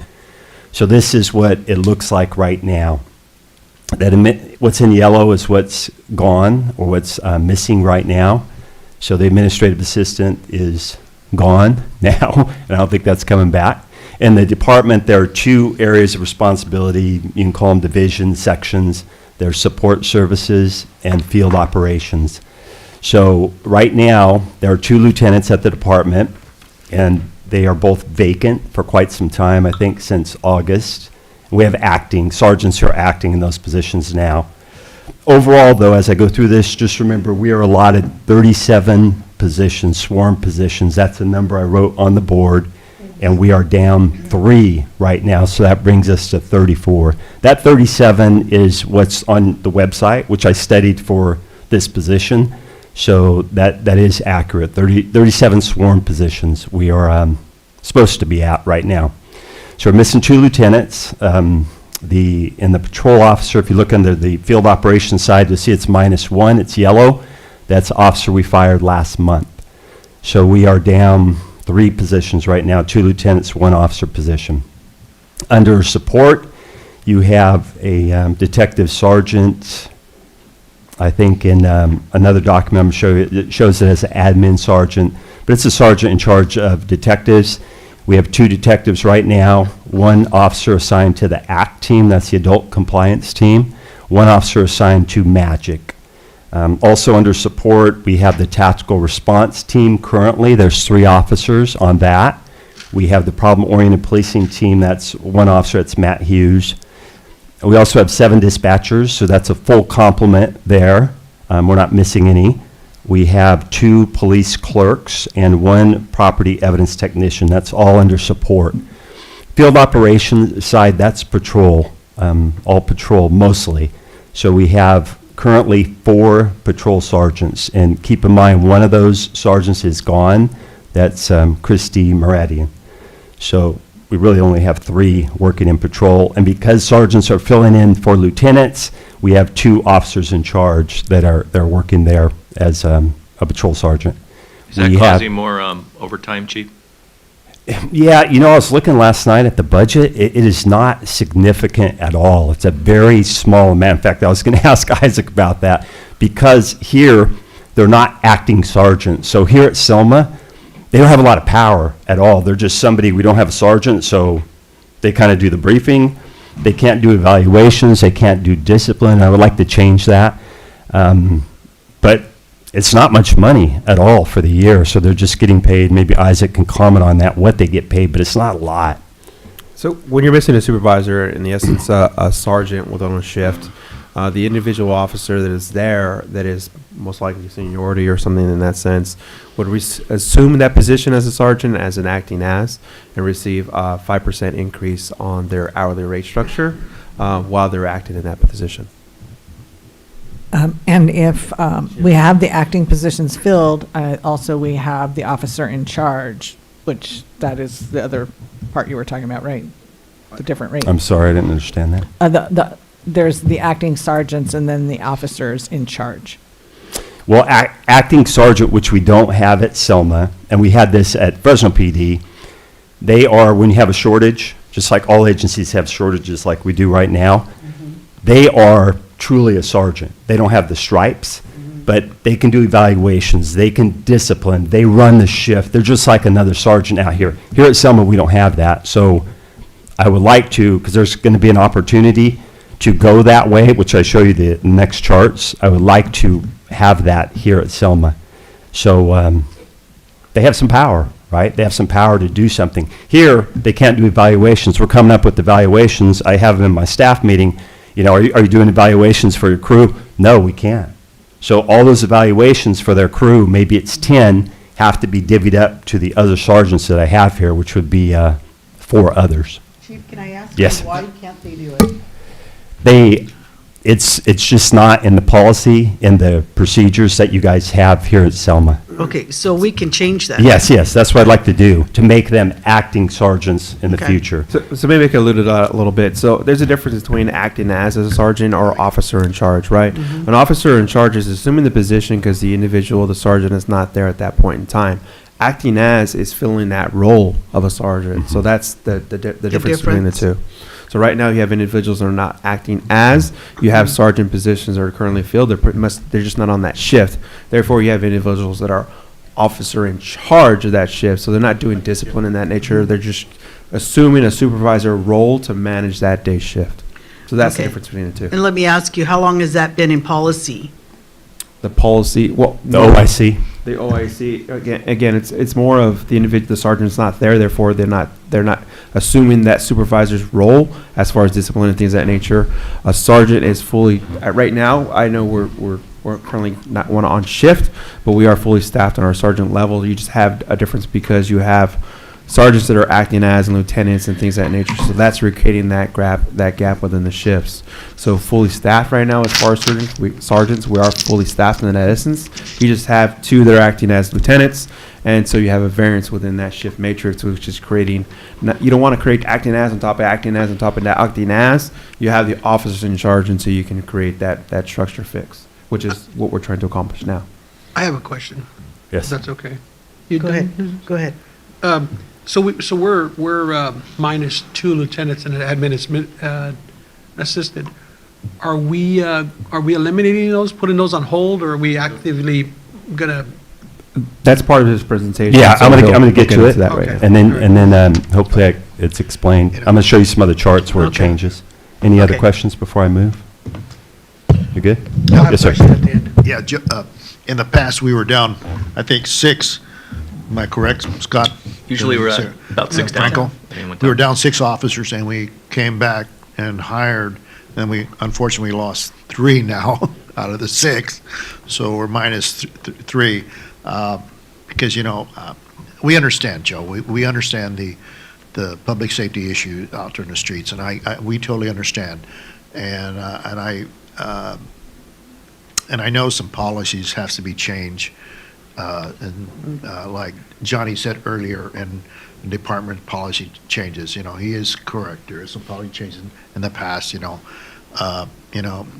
the past, council wasn't aware of these things. We were worried about maintaining the budget and trying to get back on track and all thing. Oh, yeah. But I think now you're in light us with issues that in your, I guess your experience and your skill sets and your law enforcement. I'm glad you're bringing it to our attention.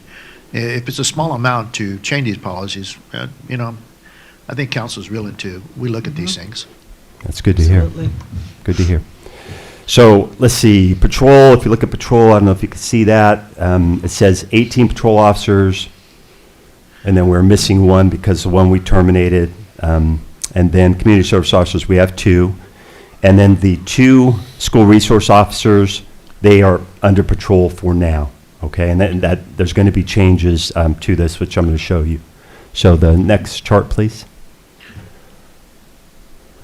And Heather made these charts up yesterday, very nice, more streamlined than mine there.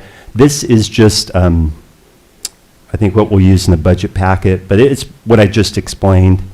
It's the same units set up in a more streamlined fashion. I can't see the numbers there, though. Oh, no, this is the, I'm sorry, go to the other slide. I'm sorry, I couldn't see it. Yes, that one, That's right there, yeah. that one right there. So this one is what we currently have.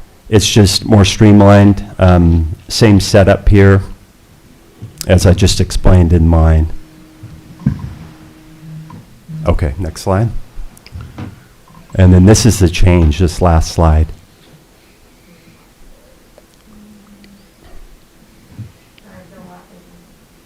There you go. Okay, so what we're going to go to here is, as you can see, the lieutenant positions are gone. There will be a commander position, which is very similar to a lieutenant in the law enforcement structure. And actually, if you had more ranks, commander is much higher in the structure, right below the probably deputy chief at an agency. So, and of course, lieutenant is lower than that. But there's one staff position, that's the commander position, and that commander is going to be responsible for a bulk of the agency. If you look at the personnel there, you're going to have 4 patrol sergeants. Again, right now we don't have that because we're minus 1 because of Meridian being gone. But that's the way it should look, 4 patrol sergeants. And what's going to happen is a TRT team, that's 3 officers, 2 SROs, and Matt Hughes on the POP team, they are going back to patrol. So if you notice the numbers in patrol there on the shifts, they've increased. Minimum staffing on patrol is 1 sergeant and 3 officers on each shift. There's 4 shifts. Well, 2 shifts and actually 4 teams. So, and you can see they've increased quite a bit because now with them going back to patrol, we'll have 23 patrol officers that will be on the street. And how many does that work out to on each shift, Chief? It's right up there.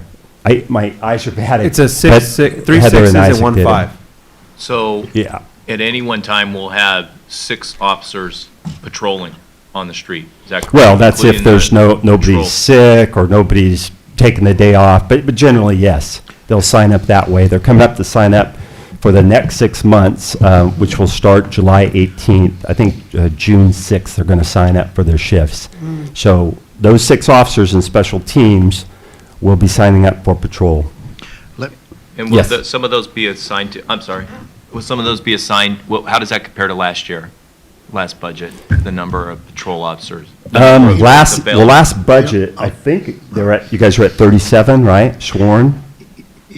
I don't know how many specifically in patrol. The at last that shift time. that I saw, or the last matrix was more like a 5-4-4, or 3 4s and a 5. But that matrix would have started, it's a 6-month rotation, so that would have started in January. So from you're last. saying there'll be more officers available for patrol on the streets? Yes. For the coming year than were available last year? Starting July 18th. Starting July this year. 18th? Yes. So this reorg, just to again assess. If that no this one, reorg- if everything stays the same? If Yes, everything yes, stays- yes. Gotcha. This Yes. reorg will get more individuals on shifts, correct? Yes. Okay. Chief, the other issue, I know last year, Scott, we used a lot of overtime on our officers. We were kind of shorthanded. Now, Yes. this will eliminate some overtime. should, yes. I'm just, as long as you said no one calls in sick, but because we have more boots on the ground. Yes, you know what, when we researched this in the meetings with city manager and finance, is that a lot of the overtime was because of your gang shootings. Yep. In that first part of the fiscal year, before I got here, you guys had a lot of gang shootings. Those cost a lot of money. With detectives coming out for overtime, for officers staying on the calls for overtime. And, I mean, just since March 3rd, when I've been here, we've had 1 gang shooting. And very little overtime was incurred from that. But that's probably why. That's, in our research, that's what we found. So hopefully it stays that way. But you're right, the extra patrol officers on the street, that is going to impact overtime And then the other positively. The other question, Chief, we also, we brought in this suppressive team in the Right. area. I'm going to talk about that in just a second. Oh, okay. I was going to ask you about that. No. Continue that. I'm going to talk about that. Okay. I'll let you talk about it.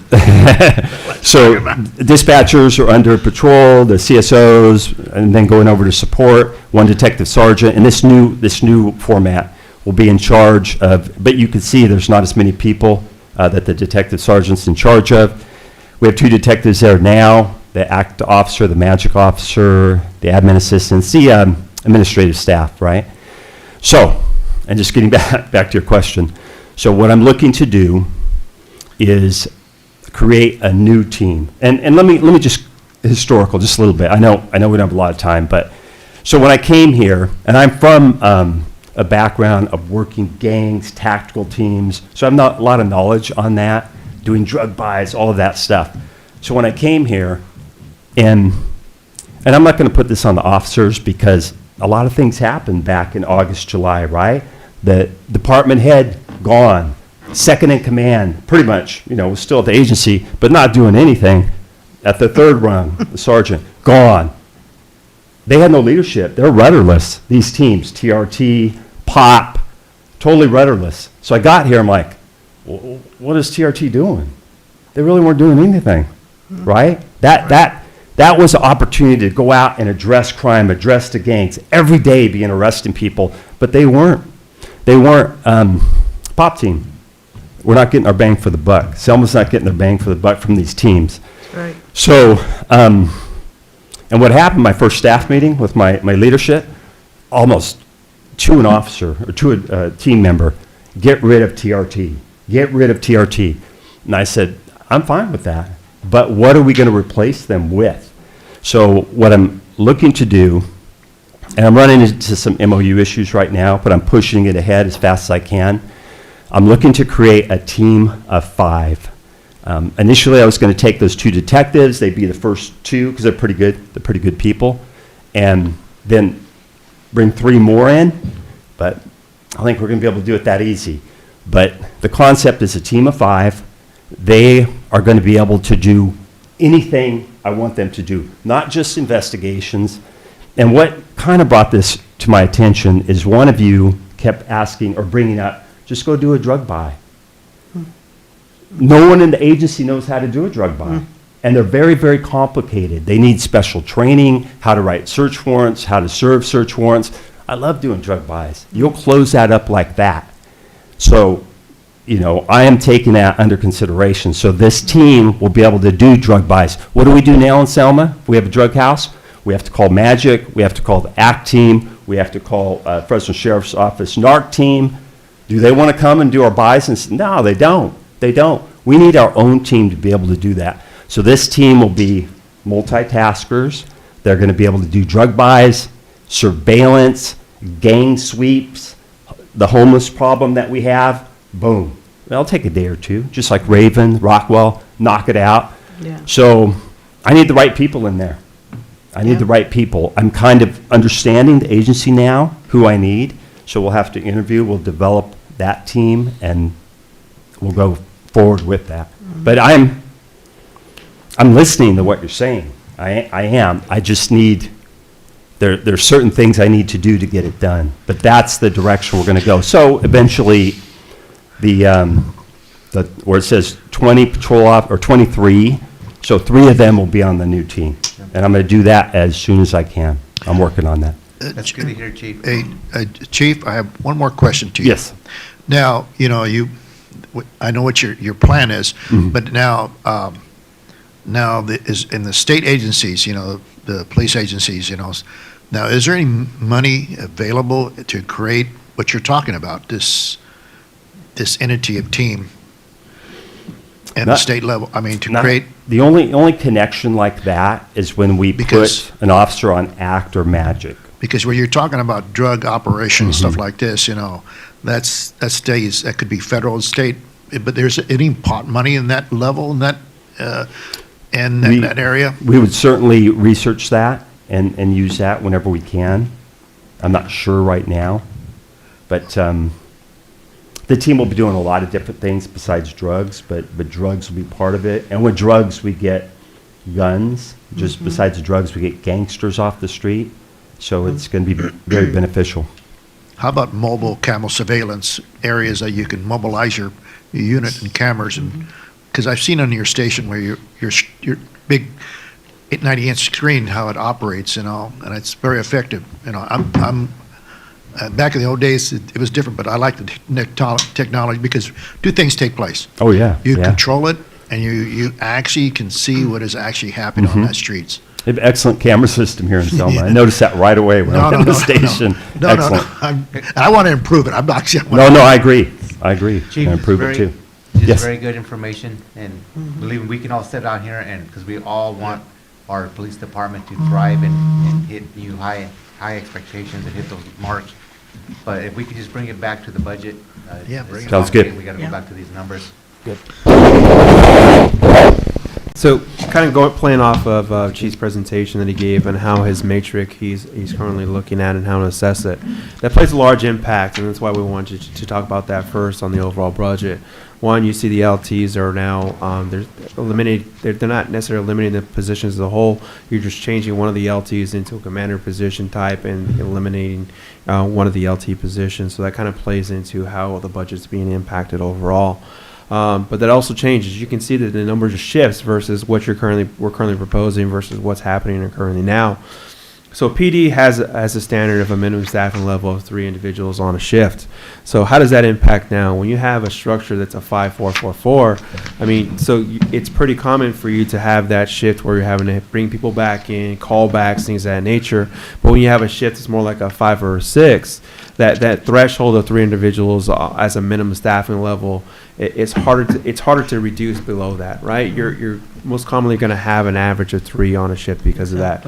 You're always going to have vacations. You're going to have individuals that are 6. Things of that nature are common occurrences, right, for staffing. But when you have that minimum threshold, but your minimum staffing or your overall staffing level at the time is higher, it's easier to reduce over time and things of that nature. So you're going to see that impact here within our budget.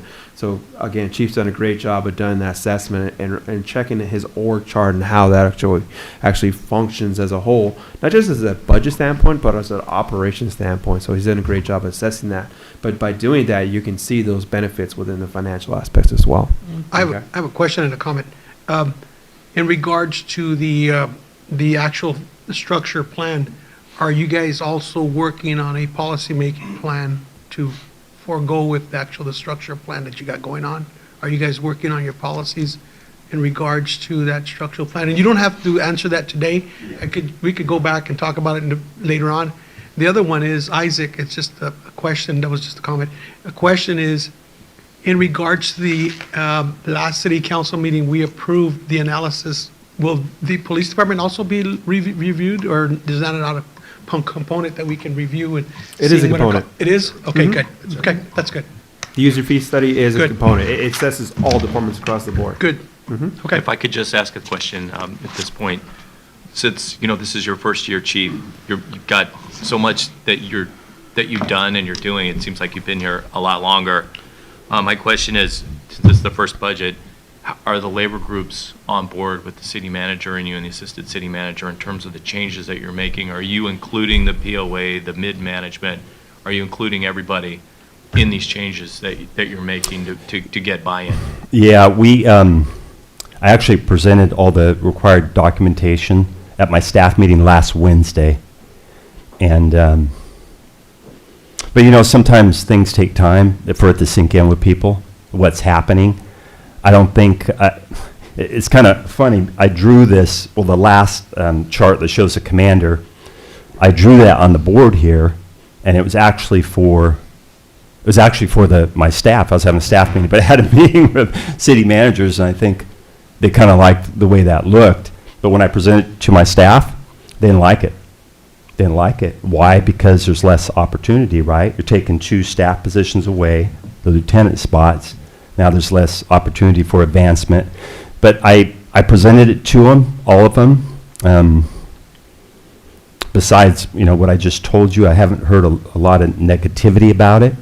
So, but they may just be waiting. Will the commander be someone that just gets told, hey, you're commander on this shift, or will it actually be a person who's a commander who gets wage level of a commander? Oh, no, they're, and here's the reason for commander. You guys didn't ask this question, but commander is closer to me than a lieutenant would be, right? Now it's lieutenant second in command at Selma PD, but in reality, at a bigger agency, commander's like next to the chief, right, or deputy chief.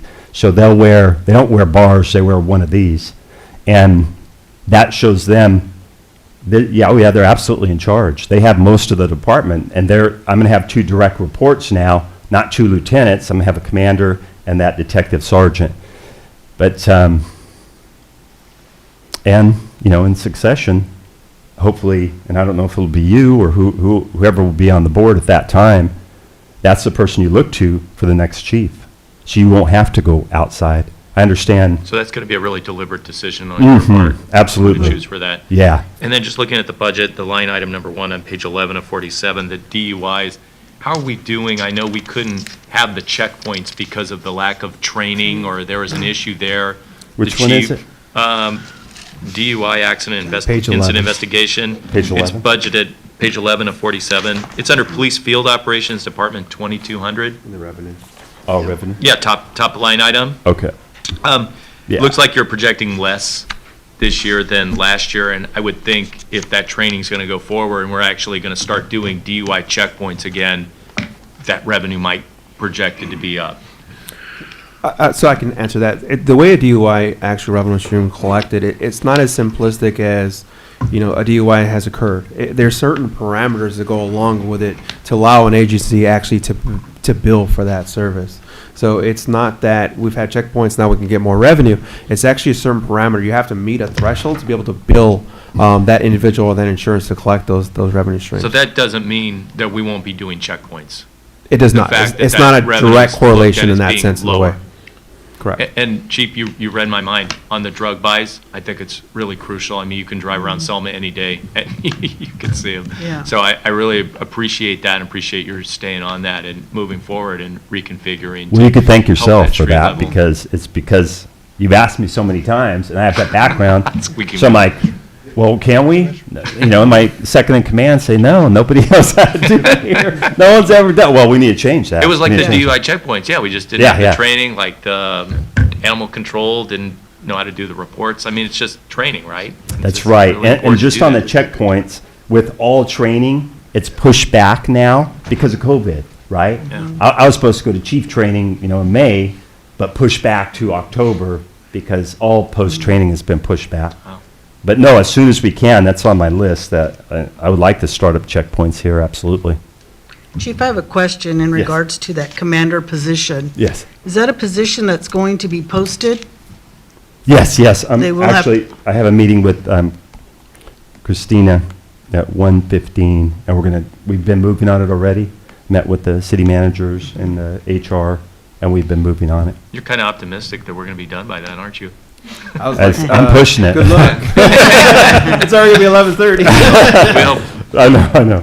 And- Yeah, and maybe we'll have to reschedule. Just to add upon the question that you asked earlier, we are going to be meeting with mid-management again. They do want to talk to us about that position, and because obviously these changes do affect that unit. So we will have further discussion with them. I think supporting the efficiencies and the vision that the chief has is a very important, and working through this together. So I'm thankful that you're taking all the necessary steps to keep people informed and come up with succession planning and different ways to tackle what we need and increase patrol on the streets. And have a game Yeah. plan where everybody's on board. So important. Yes. Keep that communication going. Absolutely. Yep. Yes. Well, this is a breath of fresh air, and I have to say that just looking at the numbers and seeing how many police officers that we're going to have on the streets. I mean, I see it now, Chief, you know, I see more officers on the streets than I ever seen. And Good. it really makes the citizens feel protected, and I love it. You know, I'm not afraid to go walk anymore, you know. I was, but Yeah. no, thank you. Good to hear. Okay. We'll go ahead and continue forward. Again, looking at Department 2100. We'll start with the revenues because there is a direct impact there. As you're well aware, the Selma Unified School District is having its own current budget discussions. So during that discussion with the school district, there is some conversations because our contract for the SROs is currently going to be up. They're not sure if they're going to be renewing that contract. There is conversations and potentially just bringing one back, maybe none. So at this point, given the conversations we're having with the school district and the superintendent, we're currently budgeting for no revenue from that contract and no current SROs within the contract. They're going back to patrol as well. So the good thing is we're being able to absorb those positions into our patrol and not having to look to layoffs and things of that nature. So that's the positive point on that. Good. Okay. Again, that's not written in stone. We'll figure out that as that goes and what the conversations we have in the future. But we are budgeting for no revenue stream, which is a loss of about $191,000. Okay. So we'll go into the expenditures. You do see an overall decrease in the labor.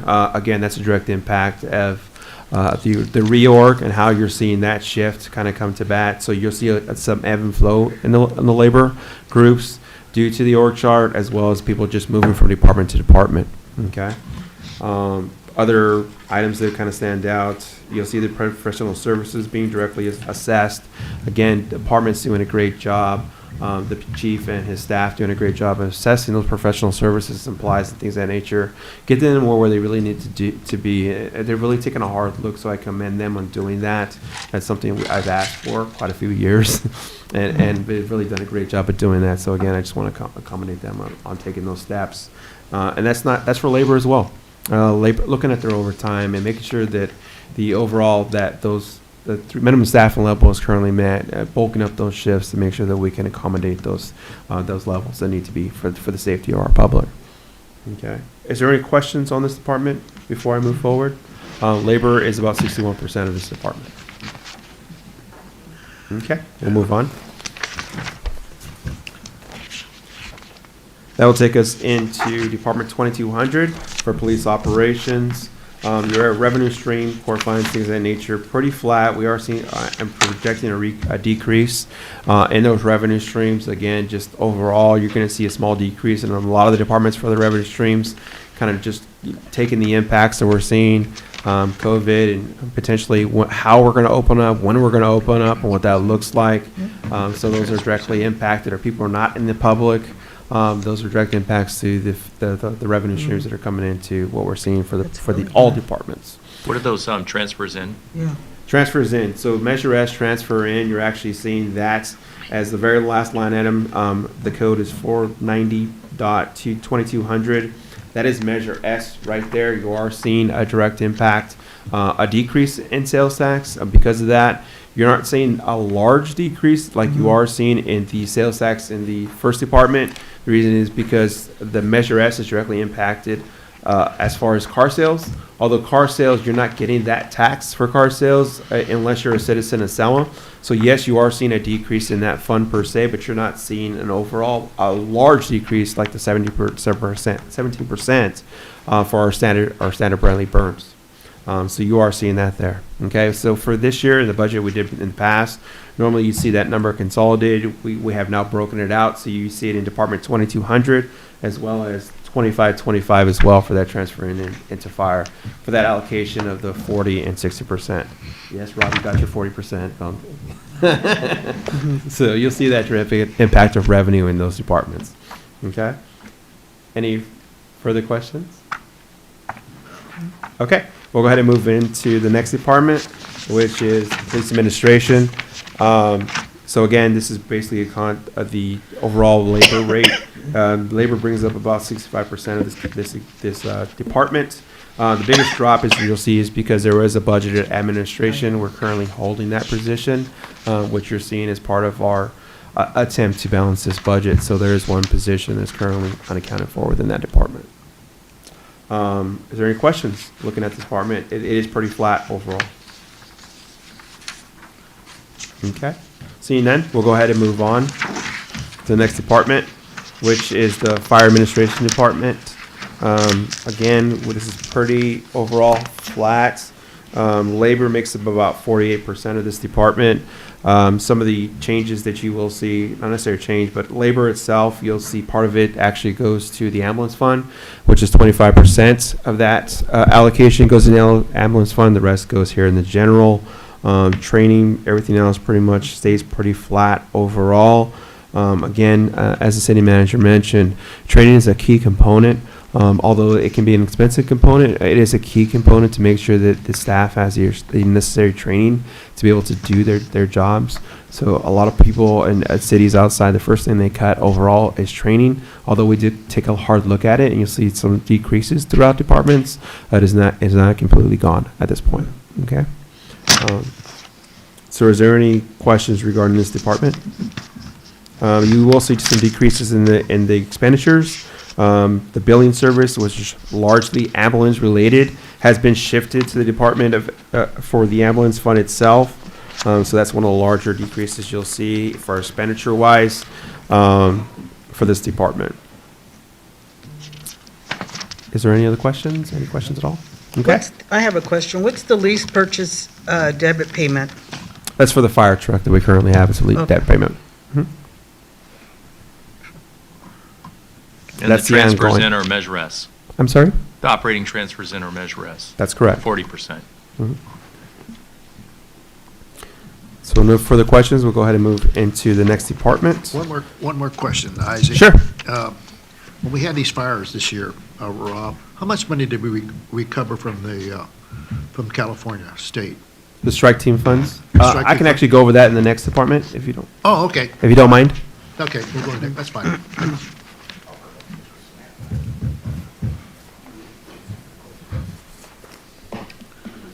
So the next department we have is operations 2525. To kind of talk to Councilmember Avalos' question regarding strike team. We do have budgeted as far as a revenue stream for strike team $100,000 within this current budget. It is pretty clear that we're not going to hit that marker per the strike team revenue stream that's currently budgeted. Although having with conversations with Chief, we do feel that there's going to be an increase from this year to the next year as far as potential for strike teams, for teams to go out and actually generate that more a revenue stream to make that benchmark. So we felt comfortable having that $100,000, although knowing we're going to fall short this fiscal. Does that answer your question, sir? Is that the norm, Rob? Is that the number that we're looking at every year? That transfer, that revenue has been the norm for probably 4 to 5 years now. Quite a few years, yes. We still, I believe we were about 70% of that this year, this past year, and that was with only 6 deployments. It had been a relatively rainy year prior, and the season, kicked off pretty late. We hit every deployment that we could. Anytime they asked, we went. Sometimes with one deployment, we went with multiple engines. But it was just a slower season, and it was throughout the state. It was that way. This year, the season has already started. There's already been over 1,000 fires, small ones. But we've even seen locally multiple grass fires around here just from the drying out so early. The reason I'm saying that, Rob, looks like, this year we had a lot of rain, you know what I mean? It looks like it'll be a lot of, how would I say it, not so much traveling, more fires within our perimeter. I look at more cost factors in there. Are we figuring that more, that, Rob, this year in-house?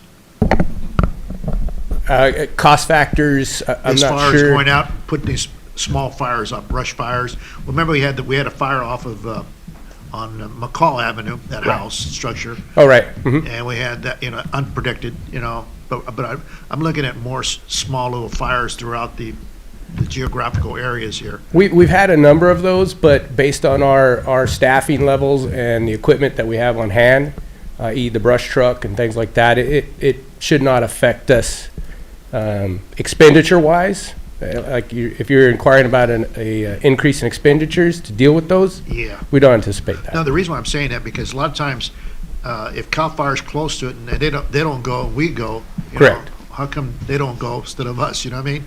Right, it's all part of our. I'm just throwing those things out It's all there. part of our aid agreements. Yeah, I know it's part of our aid agreement, yeah. Yeah, and we respond, if they need us to respond, we do so, and vice versa.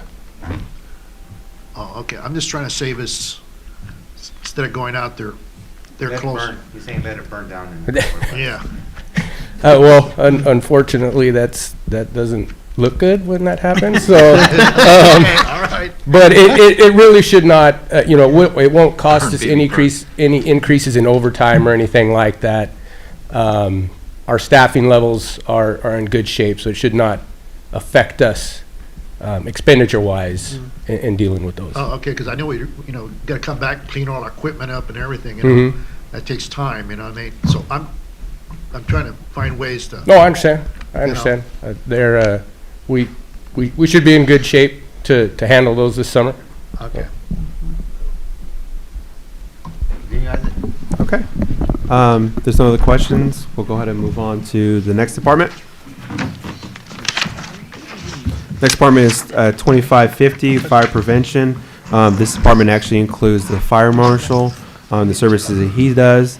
Again, going back to Councilmember Trujillo's comment, as far as the user fee, we'll be looking at this individual's services as well to see what that looks like and to make sure that we have the appropriate charges being charged. So you will see a flat for now until that services actually gets performed. We're actually seeing an increase in revenue within this department over and above what's currently budgeted for 1920. Again, projecting that we're going to see a small decrease. We chose to leave it flat for the next fiscal year. So labor overall is about 68% of this department, with operations and maintenance about 42%. Pretty standard overall. Is there any questions for this department? Okay, seeing none, we'll go ahead and move forward. And that will conclude fires. Thank you, Rob. And that will move us into the planning department for 3100. So looking at the revenue stream, obviously we got to compensate for any kind of potential growth. We are above budget as far as our revenue stream for planning department. We're seeing a lot of activity. Again, we want to compensate for a potential downturn, so we are leaving things a little flat, if not some small reductions, depending on where those revenue streams are falling within this year. So overall, we see a reduction of about 19,000. Not a large decrease, but we do want to compensate for some growth that's currently going on now that is going to go into the next future to compensate for those projects that are currently being worked on. So you see a small decrease overall, not a large drop. Construction is still active. We are seeing that happen, but we want to compensate again for the COVID and the impacts that are going into the next fiscal year. So as far as the planning department and its labor is quantified, you're seeing one individual as 50%. In this department, so that's why you're not seeing a large jump. You did have the individual that was planned for a manager / potential director in this department, so you are seeing a large decrease as far as the labor component. That's what that perm position is being held. So it is an impact, but it is a reduction in savings for our overall. Okay.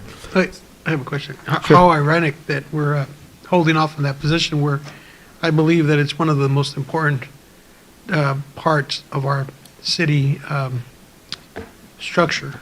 I want to make sure that we understand that it's one of the most important parts of our city operational systems, maybe even one of the most important part of our budget or our city operations because of the lack of our industry that we were creating. So I know that we're going to hold on this position, but I would love to have staff I know through the budget process, but I would love for staff to, if we're going to hold in this position, let's look at our staff and see what we can do to expedite and work on our processing.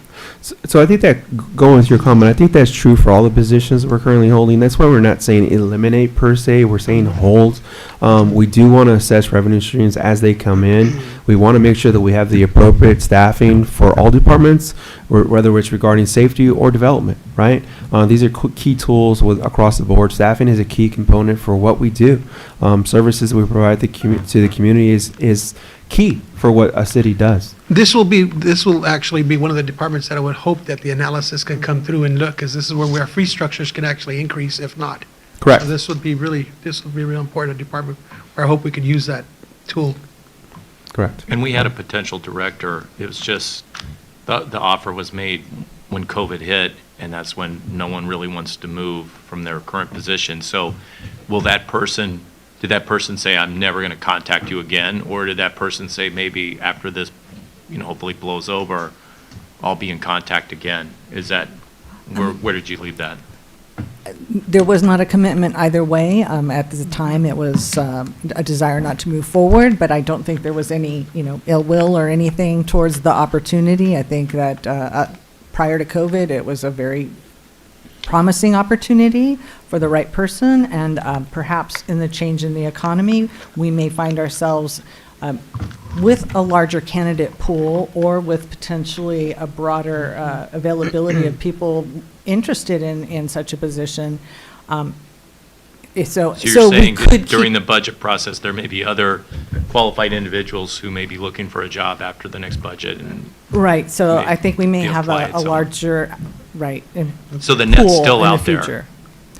Right now, the position is being held, but if an opportunity comes forward because of budget or because of talent stepping forward, we will bring it to you, because this is a critical position. I Right. think this is one of the key positions that we Definitely. really do need to fill, but we are being across the board with holding vacancies, to be fair to all departments.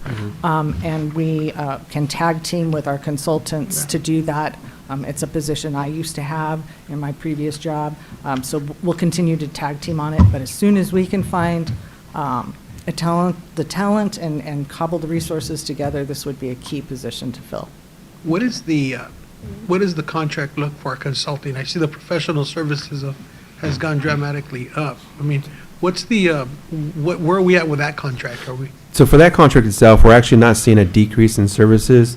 Professional service has dropped. The reason was that because we had some compliance that we actually want to address in this budget cycle, and so we budgeted accordingly for that. So we had some zoning that we want to look at. We had some issues with HCD that we're currently working on. So you saw an increase in that budget marker because of those projects that need to be compensated for.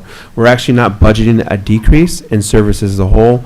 Our current contract planner that sits in that seat is currently still budgeted for 3 full days. It's a Monday, Wednesday, Thursday.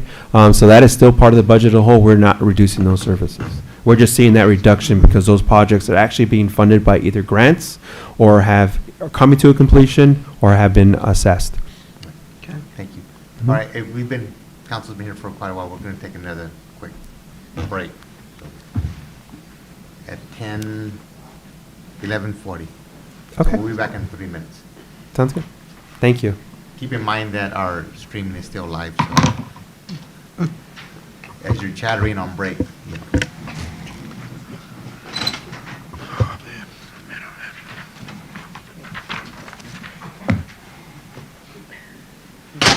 thought he was gonna draw strict, I thought he was gonna draw a police officer up the screen.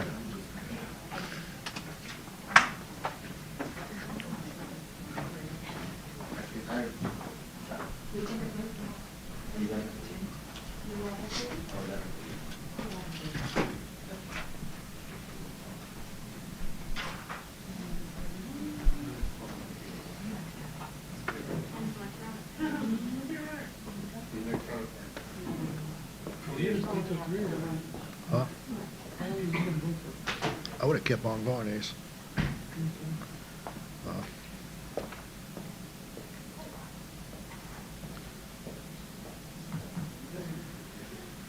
See, it's a physical training that we took. Keep on moving, Ace. Keep moving. Your microphones are off, right? Because the camera's still low. Okay. Just microphones, camera's still rolling, so just be cognizant of your mics. Yes, ma'am. Apologies, I'm kind of really direct. That's fine. Do what you gotta do. Keep going. Hey, Rob? Yes, sir. He's a volunteer fireman right there. Yeah? Yeah. We bring him in. Yeah, bring him in, yeah. Yeah. Great. We've been helping doing some food deliveries. He can Yeah, come and yeah, clean man. some fire hoses. That's it, man. Hey, there only seems fair. Lunch is already here, and we are way behind schedule. Is everybody okay with just serving, having a working lunch? Talk to him, sure. I don't care. Well, we're not on. I will. Hey, Bam! hey, Joe, I admire that you, Goddamn, carts. Oh, yeah. Get him off the street. Clean everything up. Well, he's not public works. Well, let them here. I We're working together. Public works. working together. Yeah. No, I'm working together. It's everything. Can you imagine that?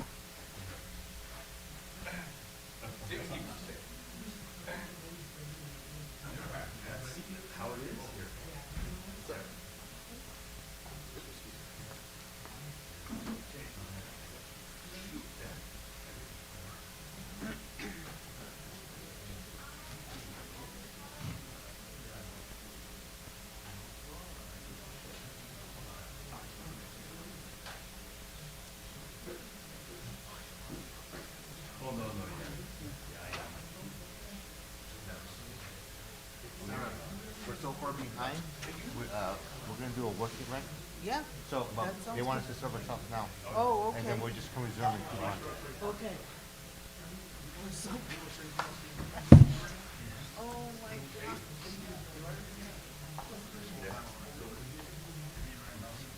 First phase of it.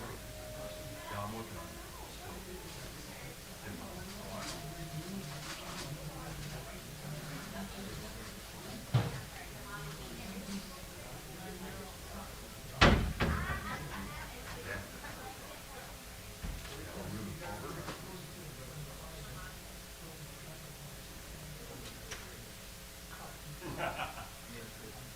Yeah.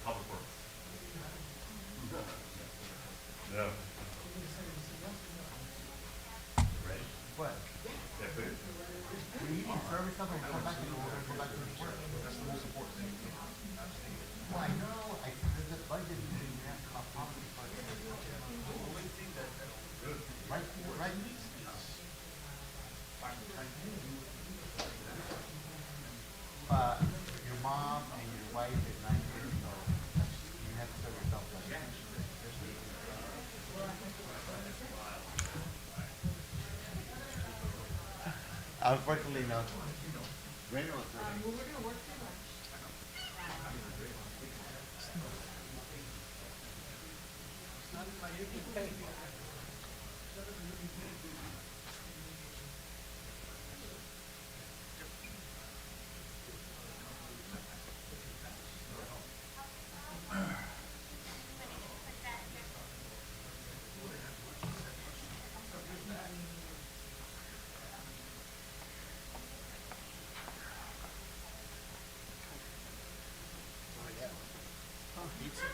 They have pizza, pasta, everything. I told her, don't make less for me, honey. No. I told her I'm having lunch. You know what she told me? What? I hate you. Oh. You should come here and have lunch.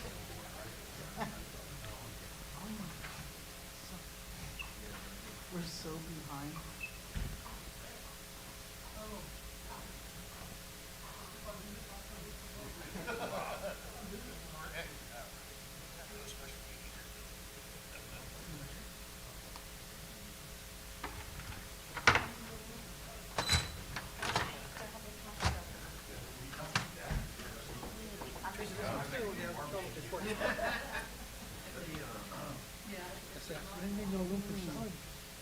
Where did this come from? Cheese? Yeah, the Italian place right here.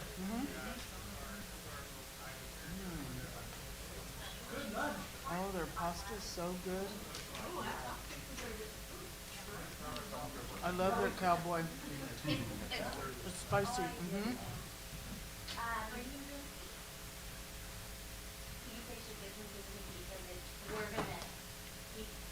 You're gonna probably do that.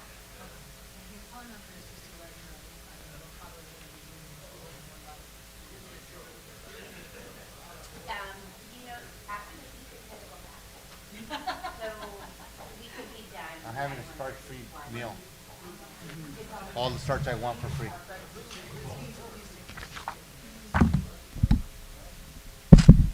Oh, Isaac. Oh. The gentleman Oh. from here, that will be doing the Jerry? Oh, the tour. Jerry? not Jerry, his name is on Oh, the on-site guy? I'm so sorry, I keep walking out, I hope I'm not a distraction, but I was like trying to coordinate with David to get all this done. No, I wasn't, the look were just in right now. But I need you guys to know, I don't want to be a distraction. No, but don't I'm worry. just trying to keep things going.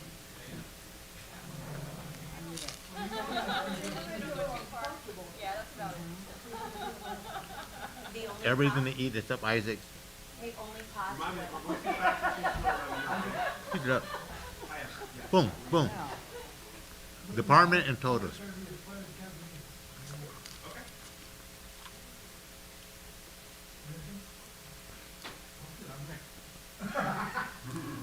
Nobody want to hear about the art gallery. That place has brought a lot of business to the downtown.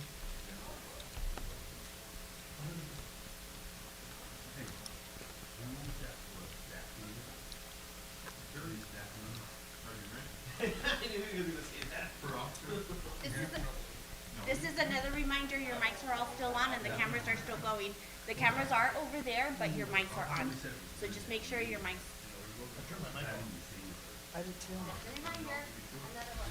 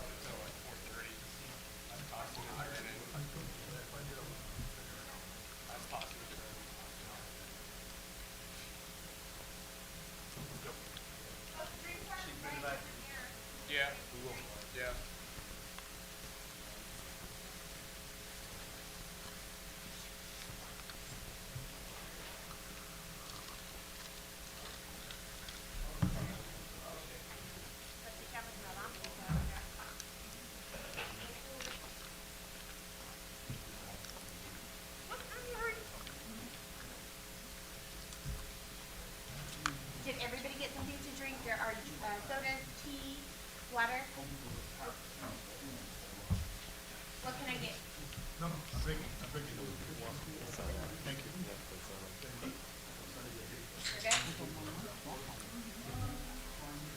we gonna call the meeting back?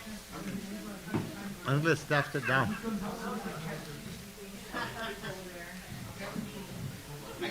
I'm just gonna give staff a minute to sit down. Like, and one more minute. We'll reconvene in 1 minute. Oh, really? So the rebates are starting. Wow, okay. Even on commercial. Yes, this is G's, and I think I love it. Great pizza. city manager mentioned, the Chris Cobb Company did reach out last week and wanted to, provide, lunch for City Hall essential employees. And I thank them for the opportunity for them to do it, and I asked them if we could push it off a week, and we pushed it off to today, so that not only City Hall staff can, benefit from the lunch today, but also the council. Awesome. Oh, Thank you. thank you. Well, it wasn't me, it was the Chris Cobb Company, and we did want to make sure that it was, a program that would benefit from.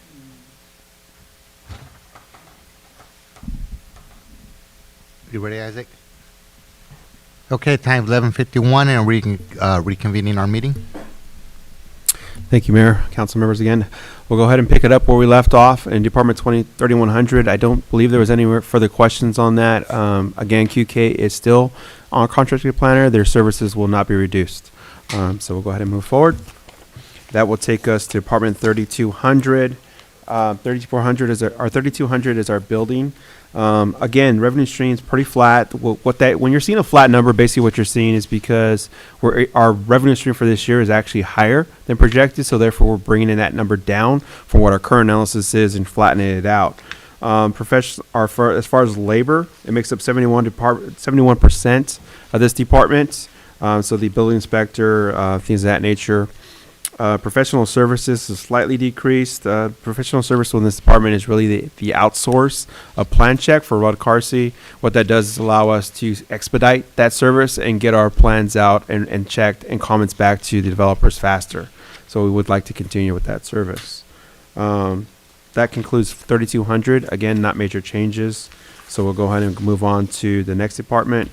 One comment before we move into that, Chief Peterson brought to my attention again that I did not comment. In the fire department as well as public works and again PD, there are some slight reorgs, not necessarily a full organizational change, but maybe some position changes in essence of their titles.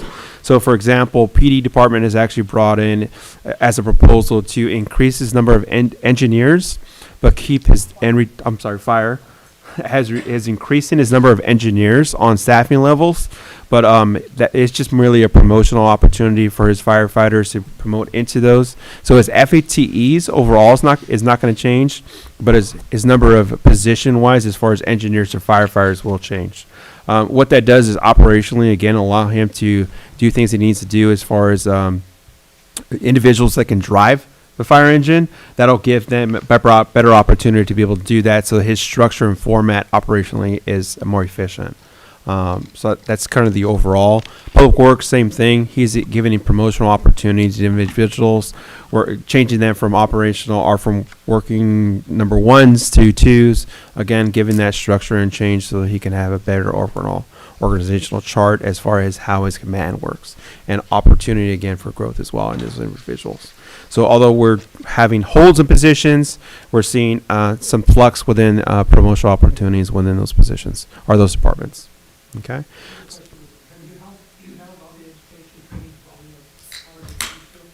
That has been held. Yeah, it's still within the budget. Yeah, that's Again, right. we think it's critical to keep Yes. that in the budget. Although a lot of people look at the first place to cut, we have a strong belief that education is very important to our city for staff as well. Very important. Okay. So Department 4100, recreation. Again, revenues are pretty flat, so we won't go over that. Labor, again, makes up about 22%. This is for the director position, but he's kind of allocated to multiple departments, so you'll see pretty flat within this department. One item that I know is kind of within this department that we like to discuss or just bring to your attention is the Boys and Girls Club. Boys and Girls Club has come with a request again for this fiscal year, although they have come with a reduced amounts. In the past, they come to our last fiscal, or this current fiscal, I should say. They had a request of 32,000 and some change. This year, they're actually, I'm sorry, 30. Well, so 52 for this fiscal, and some change, and but they've actually reduced that amount to 38. That is taken into account that they have been closed within this COVID period, so they are actually carrying some of those funds over into the next fiscal to be able to accommodate for that decrease. So that is a large piece of that decrease, but they are still making a formal request for 38,000 within this budget cycle. Is there any Comment on that? I think, after-school programs could be more critical than ever, given the budget realities with education in our city and in our state. So I think that's a really good call to continue to support our after-school options, including the Boys and Girls Club. Really important. So I will say the Boys and Girls Club is trying to make valid attempts to reduce that number and the dependency on the city. Obviously, they had a lot of fundraisers actually planned within this era to be able to get that number down even further. Unfortunately, with COVID, they're just unable to do it. Okay. So they do have future plans to be able to make fundraisers again to reduce that number, but that is the current proposal that they're giving us. So are you you have that factored in already in our budget? It is factored, but it is a point of conversation that we have that because I know councils made it in the last budget cycle. They did want to see them actually reduce that number in the future years, if not eliminate that number. So I do want to make a point that it is currently in the budget. One of the questions I had was in that discussion last year when we budgeted was, what was the city in a whole as the administrative? What were you doing to track the? I know he's gone to our meetings and asked. The concern I have as an elected official, legislator to this community is true representation for everyone. So when I have an organization receiving $50,000 to $80,000 from our general fund, and they're also receiving X amount of dollars from the health board, and it comes out to almost $180,000 to $200,000, and they are an organization from the county to the state where they have budgeted money where they receive also. And you can correct me if I'm wrong, and I have other agencies in our community that are a need basis. I want to make sure, and one of the questions I asked you last year was, what are the steps that we're doing in order to calculate every participation of every person that is coming to their class? What are they doing to bring to justify that need and justify those numbers? Because that is a component of after-school programs, but it is a certain percentage of the overall in our community. And we're here as a legislative person, we're here to represent the whole community. So that's why I wanted that, and I want to see, maybe hopefully you have some information to tally to us to have.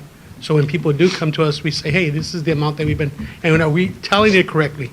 Every time he comes and asks and says, I had 36 participants, I had 22 participants. I mean, are those valid statements? Are we keeping track of that? Are we able to, and I'm not downplaying that. I'm just saying that as an elected official, accountability. As when I was elected, everything that goes through here, I'm looking to see what was the past, where else their funding sources are, and if they're getting funding sources from another part of our community, and they're getting on top of that, I just want to make sure that we're able to calculate and explain that to our community, because that's only a certain percentage of our community.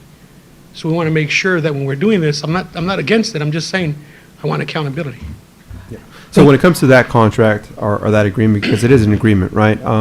The understanding is they are going to be giving us a quarterly report for exactly that information they're requesting. How many individuals our kids are coming into that group or through that period, and how they assessing them, what are they doing? So they work directly with Mike on that and how they do that scope, and so he's that kind of checks and balances to make sure they're performing to par per se or to the level that they're actually reporting to Mike. So Mike agrees and says that that's all good.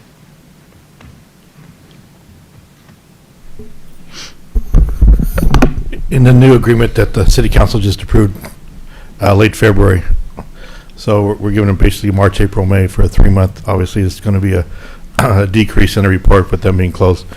But the new agreement did have, they're required to do quarterly reports, both them and the Smart Center, which wasn't in the original agreement. So they will have to submit a report. I can tell you, when I do drop in, I do count kids.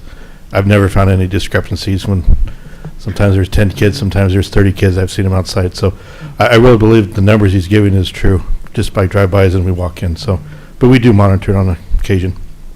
So that we have a new agreement, that means we didn't have an old agreement, we didn't have anything in place. See, when we're dealing with That's not general, true. when we're dealing with monies. That's not true. They reported before. They had that agreement in writing before that they submitted quarterly, right? The So reports. the agreement he's referring to is not about the allocation that you're talking about here. It's actually per the lease that they have. That's part of their reporting requirement. But there was another agreement requiring, because I remember Councilperson Montijo started that, wanting accountability for the spreadsheets. She wanted a quarterly report, and they were keeping up on it because, according to the executive director, Diane Carbre, they have an accounting function that does it every quarter and sends it to the cities, because we're probably not the only city that requires those attendance numbers. Now it's written in paper. Yeah, and the only reason why I'm not opposed to it, I'm just, when we're dealing with general fund, city funds, we have agencies in our community that, we're so lucky that we have different agencies that, account for money, and since we are talking about a budgeted item, I just ask for our staff to be a little more due diligent and not, we just want to make sure we account for these items, because at the end of the day, when we're approving something, I don't want to approve a blank check. I want to make sure that we are getting our bang for our buck. And I'm not opposing it. I'm just asking for reassurance that when we are out in the public and people are asking us, we do have another 70% of our community that are not receiving any kind of, that are organizations, and they do a good job. They just don't have that financial structure, and we need to make sure that we are allocating our funds properly and making sure that we justify and account for everything. That's all I have to say. Thank you. Thank you. So go ahead and move on to the next department, which is 4200, senior citizens. Again, this department's pretty flat overall. Labor makes up about 35%. Again, the director and things of that nature. Operations and maintenance about 65%. Just kind of going through it, you see it pretty flat. Maybe an increase of about 15,000 overall. Larger portions being into the internal services allocations. So there's not much actually changed within that department. Going on into the next department, which will be, sorry, which department? So we'll move into 4300, which is the arts department. A portion of this time is going to be Mike as well, but also Nicolette for our that runs the arts program. It is a 50-50 split for Nicolette's time. Part of it's in the arts fund, and part of it's here in the general. A large portion of what you see is the classes that she does for the kids, cool kids. That's the revenue stream that you'll see for the 28,000 in here. Again, overall, not a lot of change within this department. Is there any questions for this department? I think a lot more questions will come into the enterprise fund than it will for this department as a whole. Okay, so we'll go ahead and move forward. That'll move us into 4,500 nutrition. Again, through the COVID times, this department has actually taken some hits. We believe that we've accommodated for the future as far as the meal programs. We are budgeting for 10,000. We are actually looking to go back to FM AAA to compensate for those meal programs as well. So we are looking to the future to how we can better take care or continue to take care of our citizens. And Mike's done a great job through this COVID to make sure we accommodate that. So is there any questions regarding that program or this fund or this department? No? Okay. Seeing none, we'll go ahead and move forward. It comes into 4,700. This is the ports department. Nothing to really speak of here. Revenues are flat. Expenditures pretty flat overall. Again, compensating for some minor changes. But other than that, labor takes up about 81% of this, and 19% goes to operations and maintenance. So we'll go ahead and move forward to the next department. That brings up engineering. Engineering, as far as a labor standpoint, has slightly increased. This is just a piece of what Sylvia does. It's really just managing the encroachment permits. That's what the labor compensates for. I will say that we've done some accounting changes within this department. There's multiple codes that say professional services, one is consultant services. To me, as a county standpoint, those are the same things, right? There's no reason to have separate segregation within those departments. You are seeing a consolidation. When it does come to this department, I do want to say one point. The contract for this services, which is Gateway Engineering, has now come to fruition. The end of the term is in June. We will be looking to do an RFP for those services. The reason we're doing that, not necessarily that they're doing a bad service per se. I'm not going to say that they're not. They're performing as we are requesting them and on task. The reason we're doing that is because there is a request for an increase in their contract in the coming year. So to be able to make sure that we do our due diligence and checks and balances, we will take it out to an RFP process. They will be submitting through that process. They have already let us know. So we're looking to get that issued out this Friday to make sure again that we're compensating appropriately. Those charges will have to go back out to the public. So we want to make sure the fees that we're being charged are what they should be accordingly. Okay. Any questions regarding that department? No? Okay, so moving on, we'll go to 5300. That's parks. Again, just pretty flat overall. Labor makes up about 67%. Pretty much Public Works has really done a great job, again, just like PD and fire and every other department, really buttoning down these expenditures when it comes to supplies, professional services, and just saying, okay, what is the true picture that comes through? And they've really done a deep dive in all the departments, just like all the other departments, to really button up those expenditures for supplies and professional services to make sure we accommodate for that. So overall, maybe a small decrease, but that's really done to the due diligence that the Public Works Director has done to make sure that we budget accordingly for those supplies and make sure we can move forward. Okay. So seeing no questions, I think we'll go ahead and move forward. That brings us to Department 9900. This is the last department within the general fund. Just kind of some items that we'll point out. So the reimbursement agreement for $17,000 that is actually budgeted. Whenever we do an annexation, we actually have to pay the county fire for that annexation because they're loss in revenue property tax. So that's that portion of the agreements. $12,000 is the tax sharing agreement that we have for Nelson, basically paying for the assessments. We also have we actually have the debt structure, which also the 2015 refinance that's in there. Accommodating for that. And the last item that you see is it's footnoted as transferred out, but really what it is a placeholder for our allocation for our $300,000 that goes to the trust. Again, this is a fiscal policy that we adopted in October 2019. As you can see, we are holding true to those fiscal policies as we move forward. This is the 115 trust for the PERS program for retirement? That's correct. Okay. So that concludes the general fund and the overall budget. Again, we have a balanced budget. As you can see, it's not really, we're looking at revenues and expenditures reduced and increases across the board. So it really took the whole team to come together and get this balanced budget. It was a great task for us to assess that and get to balanced. Okay. So that will move us into Measure S, which is the next fund. Overall, labor is about 16% within this fund. Tracy, can you please go to the next slide?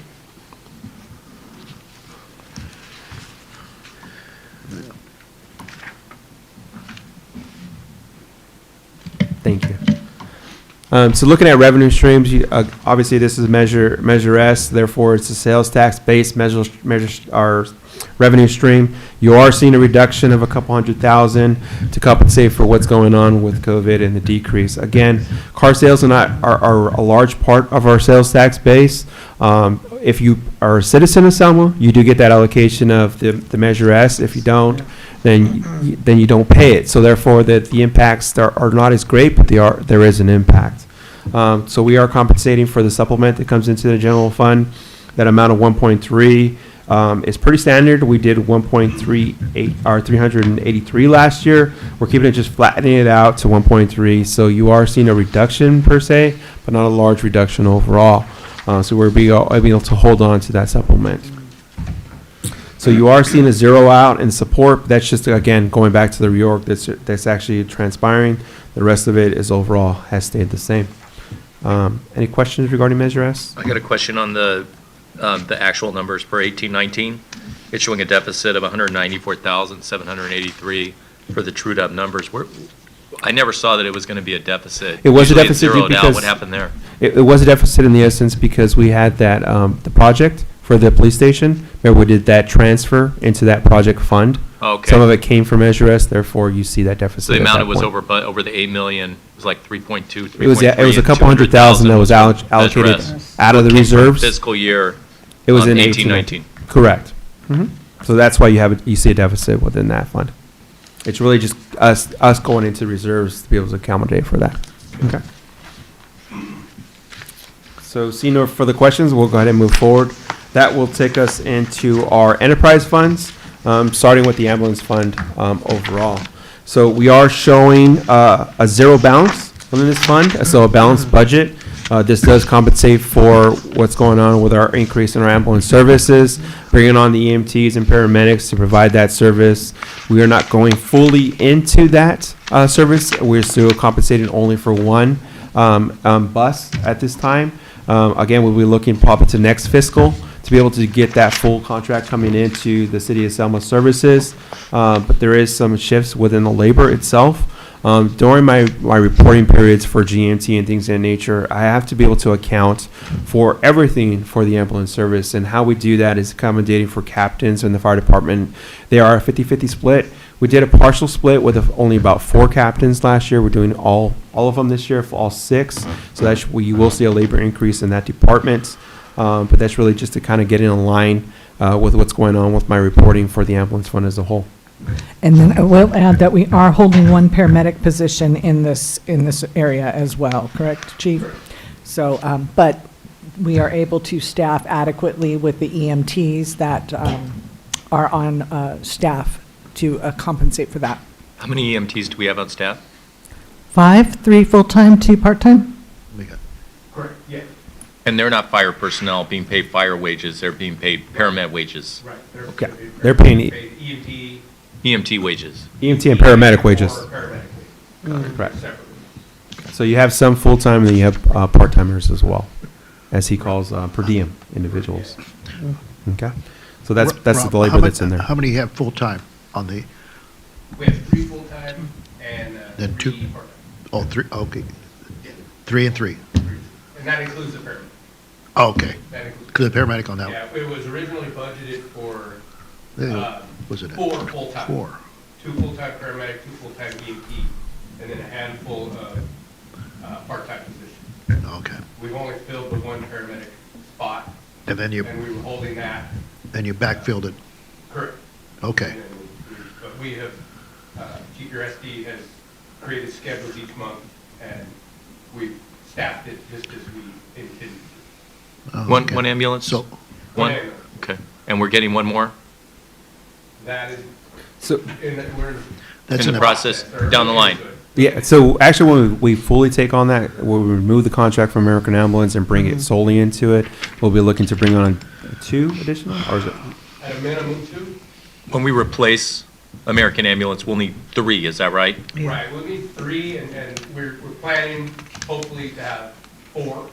That Ultimately. we can potentially staff part-time in the 4th one, but also have it as a backup. So the research said we needed 1 part-time, a 4th one part-time, 12 hours, Right. not a full-time. Well, the 3rd one right now. The 3rd one would be The part-time. 3rd one we have right now is 12 hours. 12 Okay. hours a day, every day. Okay. And then when we do take it over, the 2 full-time will be 24 hours. And then we're constantly evaluating. We also believe we could potentially staff that 4th one while we want the 4th ambulance as a backup. In case one of the ambulances has mechanical issues, things like that. We think we can get some use out of that ambulance so it doesn't just sit. We think we would be able to staff it to create some additional revenue. Maybe go to other cities, Yeah, but it pretty much. like they used to do for us. Right. Now that we're staffed, would put it they in don't the do that anymore. system, And then, yeah. And that would mean more IGT money, right? If we go to other cities and provide ambulance service? It's all revenue streams. IGT is a factor of the whole thing. Just to kind of play off what Chief is talking about, there was a request for an additional ambulance to be purchased at this in the coming fiscal. We are holding off on that, but we would like to assess that at a later date to see how our revenue streams come in. So it is a conversation we're still having. Again, just like the rest of the general fund and every other fund, we will continue to monitor our revenue streams. So it is something we'd like to look at a later date and have that conversation to be able to compensate. Not necessarily bringing on more staff to compensate that bus, but it's really just to be able to have that backup. Because we only have one now, so if that goes down, we have nothing. So we need to make sure that we logistically take on that capital improvements of our capital costs, just in case we have that. But we prefer to have a balanced budget overall than going into a deficit. It's in the CIP plan? It Right, is. the new ambulance. Okay. I have a question, Chief. What's the timeline when do you think that will be taken over completely?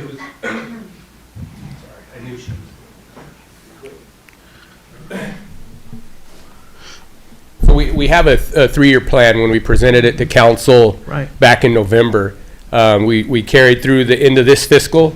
So starting July, that starts year 1. Okay. And at the end of year 2, beginning year 3, is when our plan is to fully take the services back. Okay. I will make another note. IGT we're reflecting a decrease in IGT payment of close to $1 million. The reason for that is our payer type has changed. We're seeing a lot of shift between Medi-Cal and Medicare. Our biller thinks it's due to our population and the aging of population when they shift from Medi-Cal to Medicare. So that is a factor that you're currently seeing here. Okay. So we are still receiving IGT. We are working on the documents now. We are continuing to move forward. Okay. Any other comments on the ambulance fund? 1.564 deficit for 18-19, is that from the 3 million that Same went thing. to the police station? Okay. Same thing. Where did the other 1.5 come from? What year? It was out of reserves. The whole thing was out of reserves. You reflect it as an expenditure within that current period, but we're actually using reserves to do so. Allocate it So from technically, that you would have fiscal year. seen a positive gain within that as far as an income statement standpoint. But as a financial aspect, we have to show it as an expenditure that's being transferred out. So that's why you see a negative balance per se. That's the full amount then? Fully That's the expensed full then? thing. Mhm.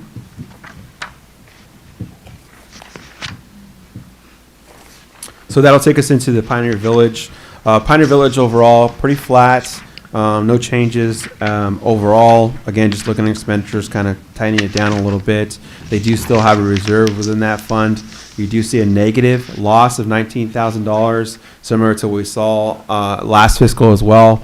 Just a smaller decrease this year to try and compensate for what's going on, to make sure that we plan accordingly. So overall, there is a decrease and a negative loss within that fund, though. But you do have the reserves to compensate for that. Okay. So And they had to cancel rentals also, impacting this year's budget. Yeah.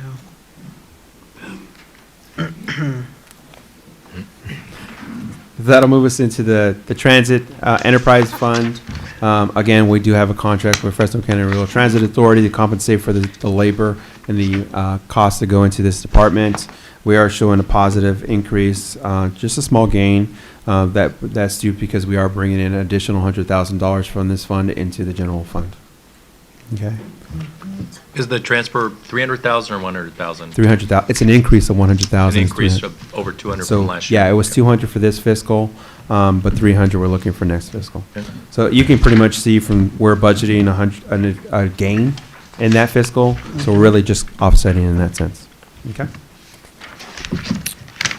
Garbage fund, nothing here. A lot of the revenue stream, or all the revenue stream, actually comes directly into the general fund. Normally, you kind of see a transfer in and out. This is just directly allocated instead of doing that. So that's why you see that number look that way. Okay. So moving into the cultural arts. Cultural arts, again, we are showing a loss in this fund for the income statement wise. We are trying to account for loss in revenue because of COVID. So that is playing a large impact of what this is going on. I will say going into prior to COVID, the arts fund was actually showing a positive gain income statement wise. They were looking good to go into ending this fiscal year with a positive gain again, like they did in the prior year. But the COVID has actually taken a large impact. Their rentals have been canceled. That facility is rented pretty much almost every week for the most part if they're not having shows. So it's done a great job to move forward into the future. But as you can see, there is a deficit, and COVID's a large part of that deficit. They're not able to have plays and things of that nature, so you're going to see a financial impact. And you've already seen it when I'm giving you my quarterly reports. That will be a larger deficit coming into the end of the fiscal year because they're pretty much gone. I mean, 4 months of the whole fiscal year is gone in revenue stream. Refunds they're having to get back for tickets that are for plays that are not being able to be held. So you are having some. And also the TOT is a direct impact. Thank you, Heather. Because you get that allocation of TOT that comes in here, there's a true up that comes on because of Measure K. So you are seeing a reduction in the transfers in, which is a direct impact for their financial or their revenue stream as well. Is there any questions regarding that program? I will say that staff, as well as the city manager, are really keeping a close eye on this fund to make sure that it turns around to where it needs to be. This is one of the items that we've had conversations about. COVID has just expedited that conversation 10 times. I just want to say, I just want to have a comment in regards to the arts, the culture center and the arts center. Having a business in downtown, it does bring a lot of revenue into the community. It does bring a lot of people into this community. So we need to just stay focused on that, and hopefully you guys stay focused on that because it's really important. Yeah. It does bring a lot of business. At some point, the general fund will have to pick up some of this deficit. As a financial aspects and on the books, you can go with a small loss with a fund on a financial statement, but if that fund is material, we do have to compensate for that loss. But again, Councilmember Trujillo makes a valid point that a lot of things revolve around that program. So that directly impacts sales tax and things like that, TOT for people who come to see the plays.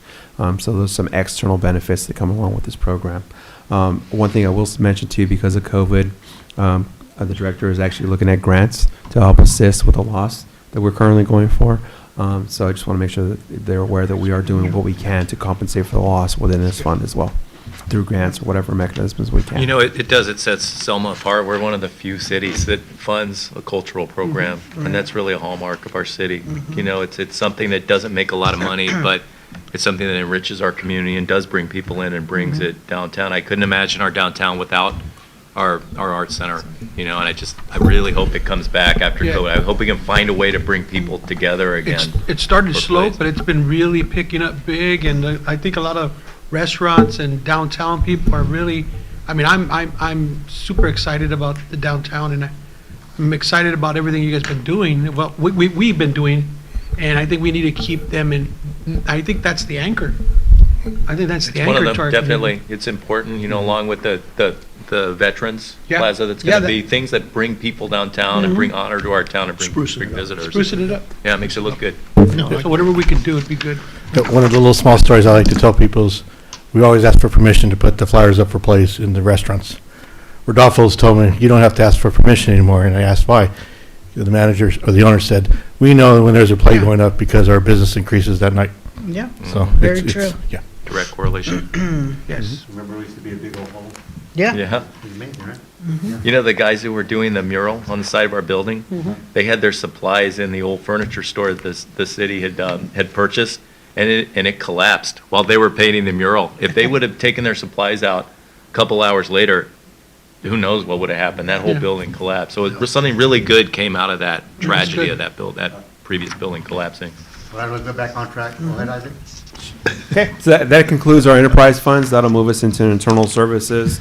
The first one is insurance. It is our biggest overall expenditure for internal services. Just a refresher, the internal services is an accounting tool for us to be able to allocate expenditures out to all funds, not just the general fund. When there is a direct impact, we try to place it directly into that fund. Most internal services are pretty close to about 90%, but they do get allocated out to other funds as well. So this is where we talked about the RMA, the direct impacts of what we're seeing. So we'll kind of just look at the big high picture for the RMA itself. General liability has increased about 15% as a budget impact. Workers' compensation, though, has actually seen a decrease of about 15%. You are seeing increases in property of about 65%, small increases in employee assistance, 41% increase, or a slight increase overall for automotive. So some major impacts in some of the key categories, but also you're seeing decreases. A large one is actually because of the workers' comp. Although 50% seems small, for that number, it's a large overall picture. I mean, part of our overall budget. So you're seeing good strides of working that process with the RMA. So we are seeing some decreases. Okay. Any questions regarding that fund or that fund? The next one being fleets. Again, we have a great mechanic on staff. The Public Works Director and him work hand in hand to be able to compensate for these expenditures. So again, this is a direct impact to the general funds, being able to get these items in line where they need to be and budgeted accordingly. You'll see a direct correlation to the general fund. So you are seeing a decrease in a lot of these departments, especially for automotive repairs. A lot of stuff is being handled in-house instead of being exported out to services. We do still use those services external in the city as much as possible, but we try to do as much as we can in-house. Okay? So that'll move us forward into building utilities. You are seeing a decrease again within this department. Taking a hard look at what we did this current fiscal and getting a lot of that stuff done. Repairs and maintenance, replacement of equipment such as AC, HVAC systems are being accounted for this year. Shane has done an assessment for the HVACs with our consultant and being able to hold off some of those expenditures into maybe the next future years. So we'll go ahead and go on to the next one. That's general overhead, Fund 7703. No major increases. The only increase is for Ray Morgan, which is our copy machines. This was parted out into individual departments. We thought it was more efficient to put it into the internal services and let the spread do its work. So that's why you're seeing an increase in that department. Data processing, you are seeing some decreases. Again, just kind of looking at our overall lease agreements with for IT, our contract with IT for data path, and just kind of buttoning that up and taking reductions when we can to make it more efficient and secure our system. Let's see. That goes on to the next part, which is other funds and transfers. You have the information for the other funds. Is there any particular question on some of these funds that you'd like to ask? I have one question. Okay. Fund 494, Housing Fund? RDA? Yep. It's an RDA component. Right. So is that part of when we're our successor agency that we're in the process of dissolving? Those are the funds of that account, correct? That's correct. 494 and 391 are the successor agency. And so once we go through our dissolve process and we pay any closing or outstanding fees that are associated costs with that, the balance of that fund will go to, if there's a balance, will that go to our general fund? No, what happens is if a successor agency actually closes out, what happens is the obligations that are within that successor agency are closed out in the essence that you receive a flat payment to take care of those obligations and you move forward. So there's no more flux within those departments. It's just you satisfy the obligation, you move the obligation, and so your ROMPS report is not annually filed any further. You just now have that steady payment coming forward to make sure that those obligations are fulfilled until they are fulfilled. You're just reconsolidating almost, just about, right? In essence, the reporting requirements for this agency are no longer there. Your format for your obligations are flat now, and you move forward. Okay, thank you. The Pioneer Village Fund, 601. So since that runs a pretty consistent deficit, is that where it comes from, the reserve, to fund? It does. The deficit? Okay. Again, they have I wouldn't say a healthy reserve, but they do have a reserve. Again, COVID has expedited them going into that reserve more. But again, that commission is really looking hard to get some revenue stream coming back into it through fundraising and things of that nature. Okay? Isaac, I have a question. Sure. Page 41, no, I'm sorry, 44, the first one, Fund 448, Selma Crossing Project. And it says total reserves and balances, a negative, 3,704,24. Or 3,000? I'm sorry, 3,000. Yeah. So that was some work that was done in the past when that project was actually annexed in. There's not really any activity within that fund. There was a loss in the prior years as well. We're just kind of carrying that until the project picks back up. Any further questions about the other funds? No. Okay, so seeing none, we'll go ahead and move forward. The transfers form is just more of a tool for you to be able to see some of the ebb and flow that's coming in. So the transfers coming in for Measure S, the ambulance fund, things of that nature. Again, there was some increases. As far as the transfer from the general fund, our normal was about 1.3. You're now seeing a 1.4, small increase, not a large increase. Again, we don't want to pull into reserves. We do want to assist the general fund as much as possible, but we don't want to take any other fund to take a deficit in as well. So that's where you're seeing for these an increase, but not a large increase overall. Any questions? You are seeing the calculation for Measure K as far as the TOT and how that's allocated out at the bottom. Again, that's just merely for disclosure, so you can see that go through and where it all comes from. Okay. That will now take us as far as out of the budget, but take us into a new page that you're seeing within the budget process, which is our capital improvement plan. In the budget book that will be adopted, you will see a summary page, is what you see here, looking at projects that department heads and across the board have come together and say, this is what we're adding in. At this point, we don't have a funding source for any of these projects per se. The only one that is funded currently within the budget is actually PW001, which is for a forklift for the Public Works Department. A portion of that's going to be funded by the streets and a small portion in the general fund. So again, a lot of these projects are projects that we see in the future. I will say that they're also not our projects per se as well. You are seeing SKS projects in here. Although they were not funded by us directly, it was a request that we have our partners in here as well. I did request Cal Waters. They have now given me that information. They just did it Monday, so it was not readily available for me to put in this packet, but I will include it.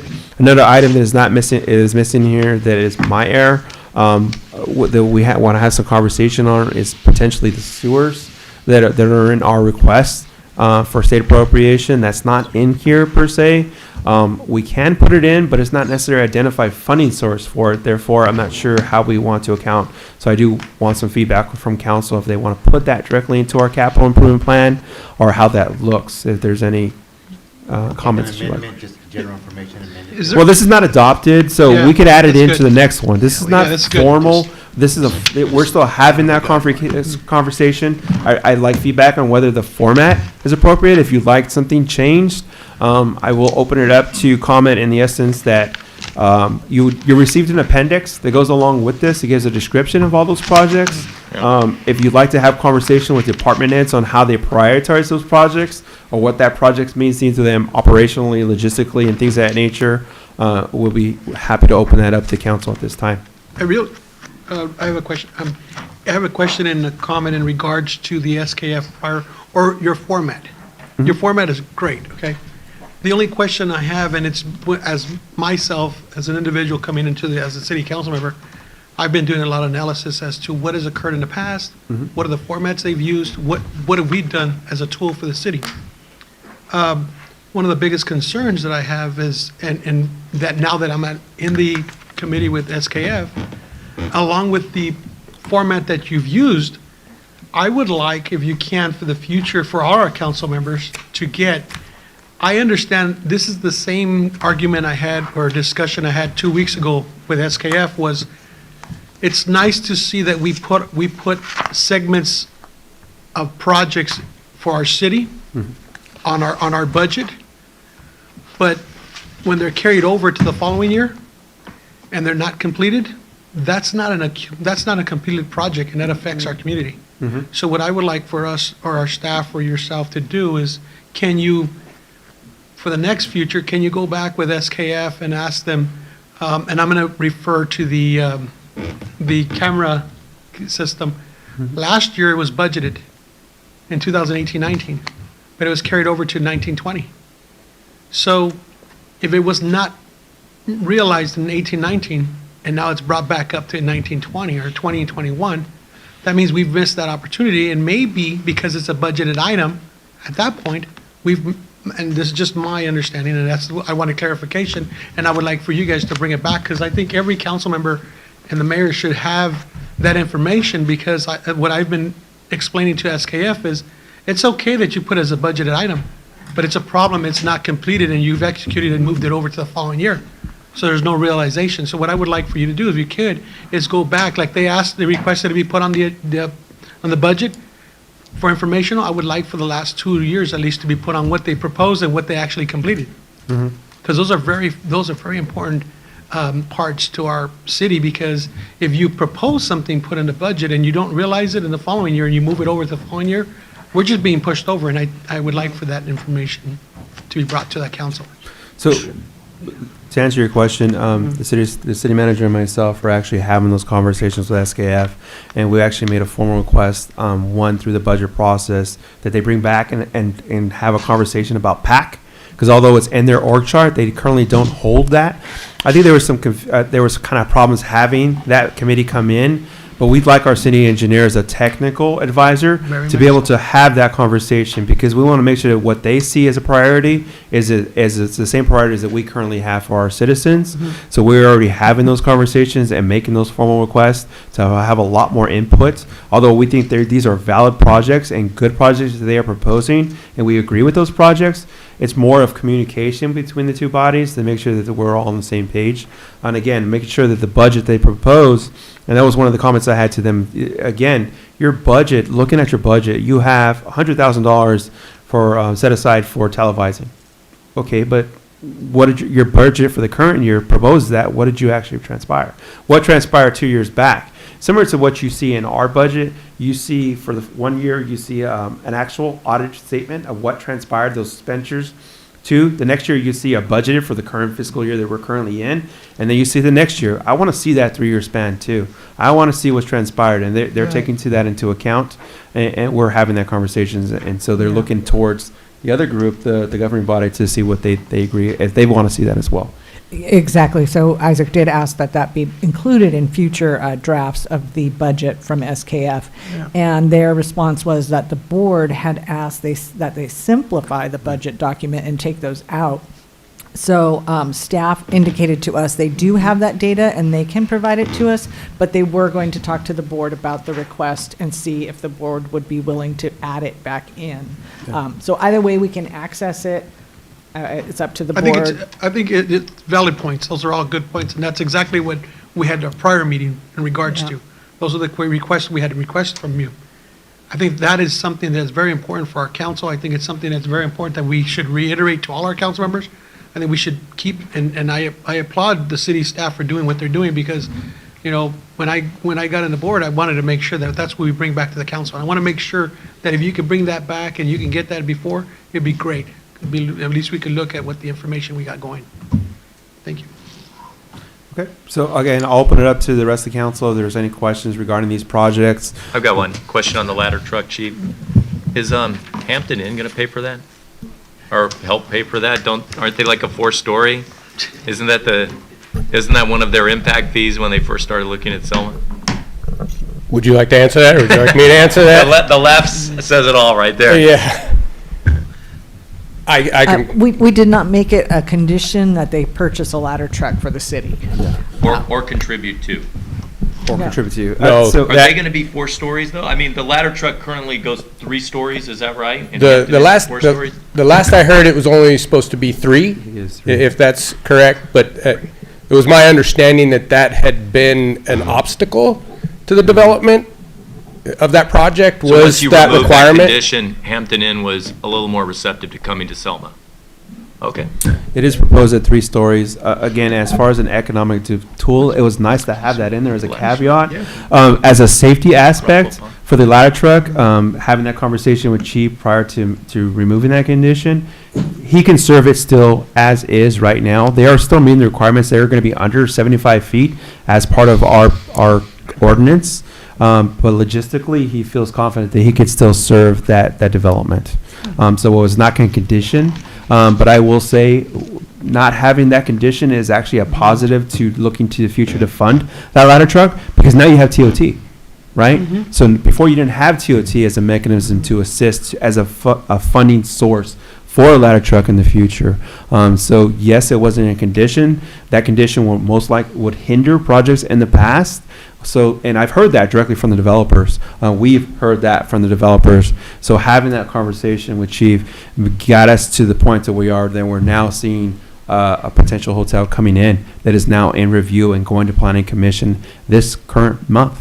So we are seeing that impact, our direct correlation coming in. Again, taking it out as a condition, but now you have TOT coming in. Now you have a funding mechanism to be able to compensate for that increase that we may potentially see.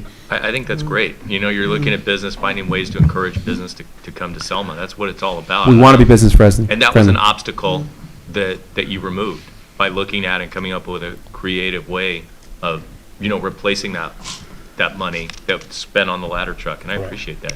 We ensured them that we would be able to, you know, adjust our tactics and still be able to protect the structure, you know, Because if it's a and when it's win-win, built. right? The TOT, like ACM's saying, is going to more than compensate what we're paying for the ladder truck Right. in the long run. And when we do, and hopefully, you know, it is a high priority to us because our ladder truck is extremely old and we just got it back into service from being out of service for about 3 months due to a break in part of the axle.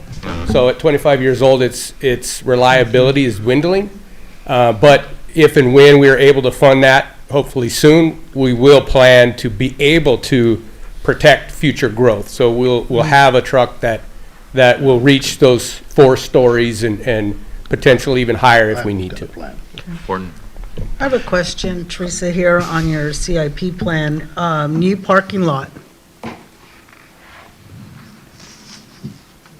The parking lot is proposed for across the street, that triangle piece of property that is currently city property. That little piece? Yeah, to compensate for the new construction of the project. There was conversations of being part of the initial project for the police station. Obviously, with budget constraints, we could not put it as part of that project. So we're looking to hopefully fund that in the future to compensate for parking needs. Because PD will be utilizing this parking structure, although the handicap will stay and it is not gated because we have to accommodate handicap parking. That is something we'll look to the future to compensate for assistance in parking. So is that going to be enough parking for PD? It will be enough parking because they have the overflow. So a lot of their vehicles that they store on a day-to-day basis that are not always utilized, they can always have that overflow parking structure. So their day-to-day should be enough.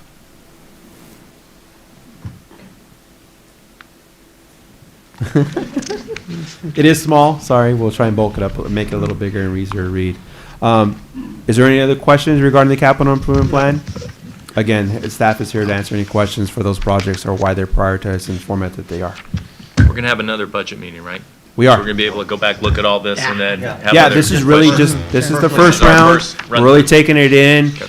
We want to be able to give the presentation on why we are where we're at, understanding how the impacts are with COVID, assessing the department as, all departments as a whole. Okay? I just want to say from the last budget meeting to this one, I want to thank the staff. I want to thank you, Isaac, for doing the information, actually inputting the information that we've asked, you know, and clarifying. And staff, you guys are doing an outstanding job. City manager, you're doing a great job, and I thank you guys for the, you know, we'll be able to come back and have a little more openness in regards to what we're doing, and that's it. This budget book is a fluid document. It continues. So we take it, we tweak it, we adjust, we take the comments that are received throughout the budget process and account for those comments. We want this document to be a working document. We want this document to be a transparent document. So feedback is very important to how we go through the process. So I just want to accommodate again. Staff, department heads has done a great job. Heather Credit has assisted me greatly throughout this process and does a lot of that analysis that goes into it. So it is greatly a big team effort going through this process, especially in the finance department. And So- I've been here since the 2013 budget when the counting was done on index cards. So you guys have come a long way. Thank you for that. It's much more professional, side by side. Your software improvements that you've done have really helped and make Software it hasn't more improved, we've improved. understandable. And you've It's still the same software. And that's my Software is the same last Excel. comment. We just, you know, we've had this huge generational turnover in our city since I started back in 2012. Almost every position, every director position has rolled over, and it would be a real shame now if we let people go, if we didn't actually have to, because we've got a really good team that's gelling and forming, and we're seeing in front of us, really moving this city forward, working on business. And I say, put people first, definitely, before infrastructure, before anything, to keep as many people on as we possibly can during this pandemic issue that we have and the loss of revenue as a result. And because we are assembling a great team here. And I think it's really important that, we had so many retirements before. Those positions have been filled, and people are really getting into their positions and learning them. And I think we're assembling a really good team, and I hope we can keep that at the city. Thank you, Councilman Robertson. Okay, we do have one caller. It's not on the agenda, but I'm going to ask her, it's been a long morning. Everybody just be a little bit more patient. And we're going to take it to the oral communications. Once again, I'll read the statement. Notice to the public, at this time, any member of the public may address the city council regarding any item which the council has jurisdiction. No action or discussion will be taken on any item not on the agenda. Issue raised will be referred to the city manager for review. Members of the public shall limit remarks to 3 minutes. So, go ahead, caller. Hi, caller, you're on the line. My name is Teresa Salas. I just had 2 questions about the budget. Department 1400, where it was professional services was 65,000, and then it went down to 9,300. I believe you said that was because of the districting lines that had been drawn. Which department? I'm sorry, I didn't hear. The question was, which department? 1400. 1400? Human resources? Professional services. Okay. Was that, because it went from 65,000 this year to 9,300 for next year. Yeah, so a lot of things that are going on at the current for 65,000. We are actually going through and restructuring and redoing our employee handbook. So that was a factor for the large increase. That project is currently going on. So that's why you're seeing a reduction. So a lot of things, just like in finance department, those projects are coming to fruition. So therefore, we're reducing those professional services. So it's not a reduction in services per se. It's just projects have come to conclusion. And then where was it budgeted for the redistricting? That was in Department 1100 Council. In City Council. City Council. I think it's 1100. 1100, yeah. So that's where you saw a reduction of about $40,000 in professional services. Okay. When are they going to, after the census is completed, when are they going to redistrict again? That's in the fiscal year after this one. So we're going into 2021, it'll be 21-22. So the census is going on currently. So once all that data is done, then we have to go through redistricting or reassessment of the districts again. Okay. And then in budget 4100, which is, I believe that's recreation. Correct. When you were talking about the Boys and Girls Club, they had requested $38,000. Correct. Is that correct? That is correct. Okay. What do we know what their total budget is and where they get all their income from? I think that's what Councilman Trujillo was alluding to. That we're not their only source of income, obviously. What is their total budget, and what are the other sources of income for them? And then how much does that equate to per child, or for what they need to Sure. So money they have. for kids that are involved in the program? Yeah, so the Boys and Girls Club has given us a formal budget so that we actually have that information. Their overall budget, I want to say, is about $85,000, close to $90,000. They are looking towards the Selma Healthcare District to fund a portion of that for about close to $25,000. Also some fundraisers, Central Valley Community Foundation, a grant for $2,400. The B of A, a grant from them as well. Some some additional fundraisers for $5,000. So they are looking to other funding sources to compensate for that. We are not taking on the budget as a whole. They're looking to other organizations to assist. Thank you, caller. I mean, the boys and girls. Thank you, caller, for your questions. That's for 3 minutes. I have to ask the mayor if he would ask to extend your time. Teresa, I'll give you 60 seconds. I just wanted to know, where is the Boys and Girls Club Association, or do they get money? Does the local club get money from their big club? They do have, I forget what they're called, registration fees or something like that, that they potentially could charge as a revenue stream, but it's very minimal. So they are independent of any other national organization for Boys and Girls Club? All this budget.